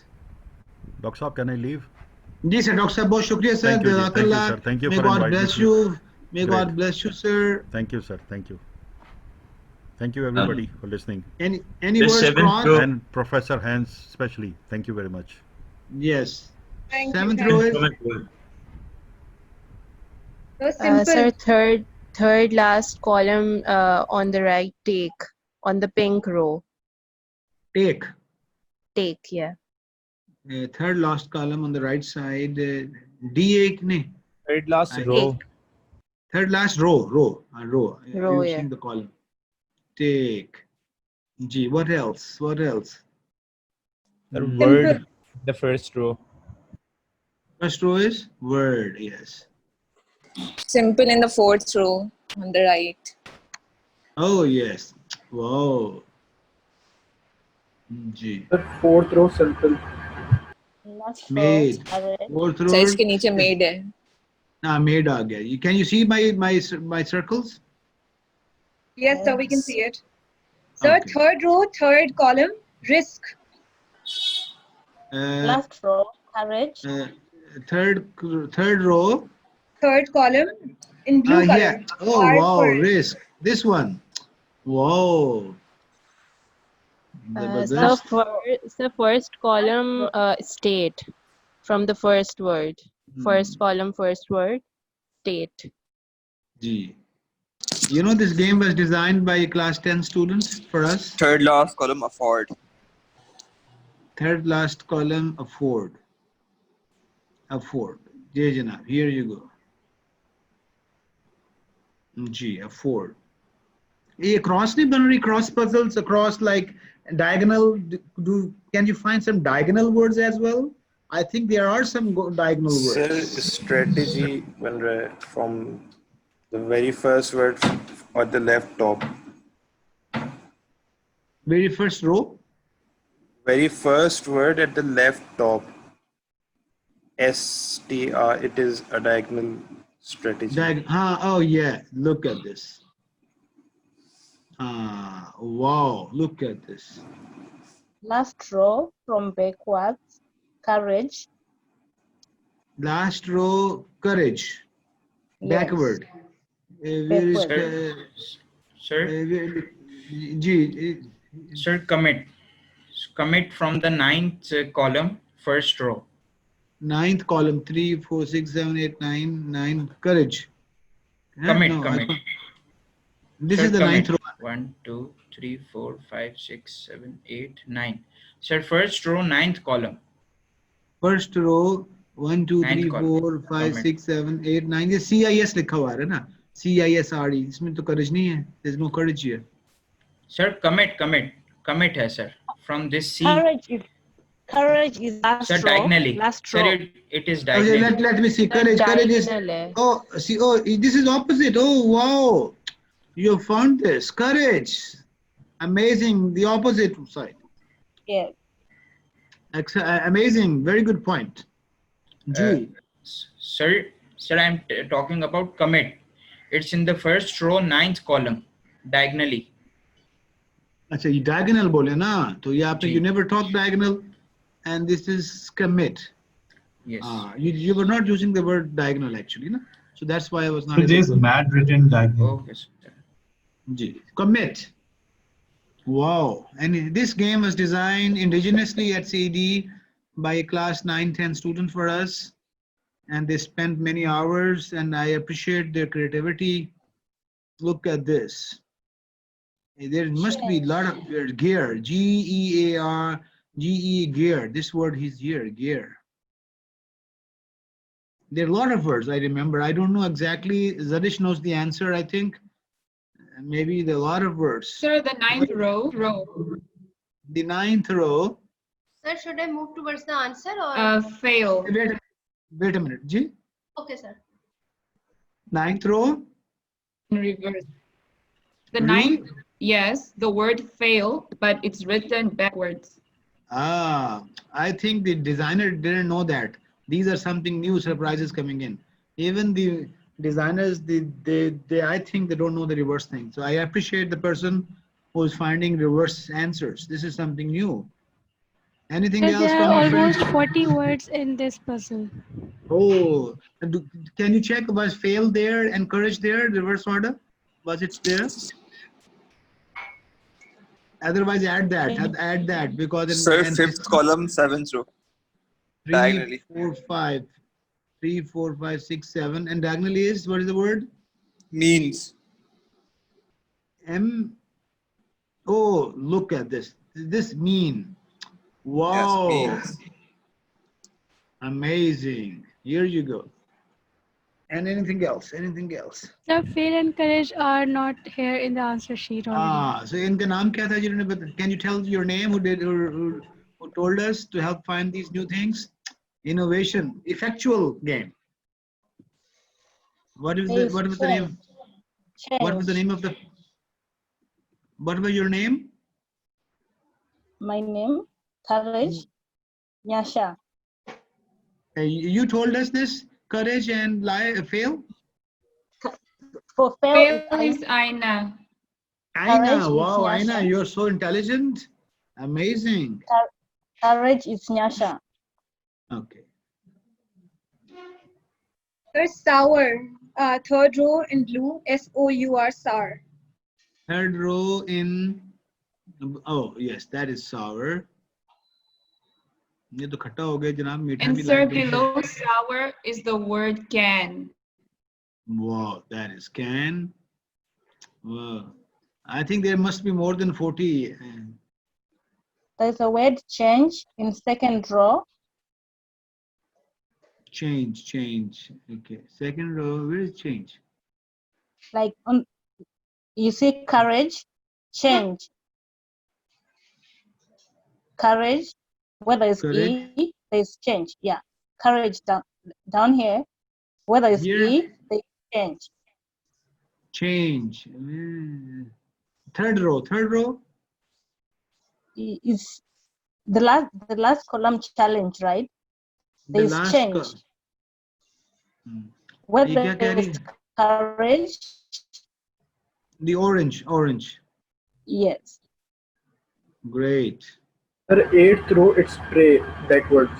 8th row. 8th row, 1, 2, 3, 4, 5, 6, 7, 8. 8th row is? Pray backwards. Oh, that is something new. Okay, so Zarish, can you go to the answers, see what's there? Yes, sir, I'm doing. So, ladies and gentlemen, thank you very much for this word. And oh, great. So we have. Okay, so let me clear and my drawing. So in a way, effect, pray, communication, commit, take, simple, manners, word, afford, lemon, mind. We couldn't find these. Change, courage, risk, can, made, and wait for. Wow. And then we had strategy, raw, goal, state of, art, causation, vision. We'll miss that. Respect and means. So ladies and gentlemen, thank you very much for today's session. And once again, before we, is there any announcement, Zarish and Asghar? So we have yes, already posted. Oh, yeah, Okay. go ahead. We have posted the assignment and the readings for today. And also please do the reading for the evening session as well. Asghar Sahab, is there any readings for the evening session? Yeah, Yes. I have already shared the readings, and the session starts at 5:30 today. Okay, For just today. my dear friends from Thailand and other countries, please join this very important session. And I tell you that what this lady is teaching is something very new, I tell you. You won't find this in the world, what Savara 10 is saying. So please make sure that sustainability, please make sure that you know just a minute. Please make sure that you are aware of the sustainability scorecard, sustainability model. And as you said that as in Anita's case today, you say, what is she trying to do? She is ensuring sustainability. Anita was ensuring sustainability in this model. She was using the concept of motherhood. And so please go through these readings of Dr. Tamara. Tamaran, and please see the 30 minutes video. And I tell you, I'm a PhD professor, and I tell you, even for my team, Asghar Azmi, Zarish, Nimi, and Amna, I would also request you to please see this. This knowledge you won't find in the MBA programs in the world. This is something very, very special at this age. It can really help you to be a better person. It can help you to be better, a person who can contribute to this world in a better way.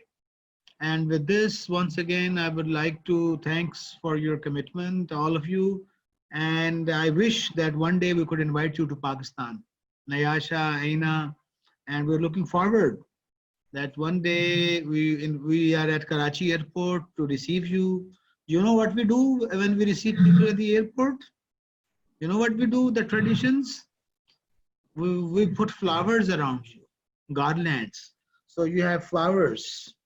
And you see, so we welcome at the airport. And our tradition is that when people leave, Pavina, Pandmada, and when they have tears in their eyes. Is it right, Hans? When they leave us, they go a bit sad, is it? It is. We are still connected. Yeah. So Walter, one fine day, I would like you to be here in Pakistan. So I was raised in the US, spent my childhood class 3, 4, and 5 in King's Elementary School in Urbana-Champaign, United States of America. It was near Chicago. So, and once again, all of you are my cousins. This is the concept which you try to tell in this course. And this is a course, this concept I especially tell to my American friends. Don't say that we the Americans, say we the people of this world. We are all brothers and sisters. We're all brothers and sisters. We have the same grandpa. Me and Hans are cousins. Me and Walter are cousins. Your grandpa and my grandpa were brothers. So, Mariam, is it okay to say that? Mariam Abbas, we are all cousins. So if you look at that way, this whole world is one family. And we are here to help each other, to support each other. So thank you very much, my dear cousins. In German, we say Cousine. Is it Cousine? Yeah. So thank you very much, Hans. And inshallah, see you at 5:30. And I will be doing the assignment as well, okay? I will be doing the assignment with you. I'm also learning from Stan. I'm learning from Hans and each one of you. So your lens were, yesterday, Hans was the chief guest of the kids program. And you know what happened? Last thing. You know, Mariam Abbas, Dr. Zadi was the chief guest, and he is a renowned economist, and he got stuck with class 2, 3, 4 people's questions. Students from class 2, 3, and 4 asked so difficult questions that our president was in trouble. You know what they asked? They asked, sir, Uncle Akbar, can we know how IBA is different than other universities? Class 3 student is asking.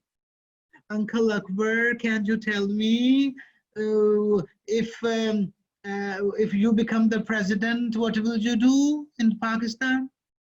Uncle Akbar, tell me the 4th number in the periodic table in chemistry. And he said, oh my God, sons, I can't tell you. I am an economist.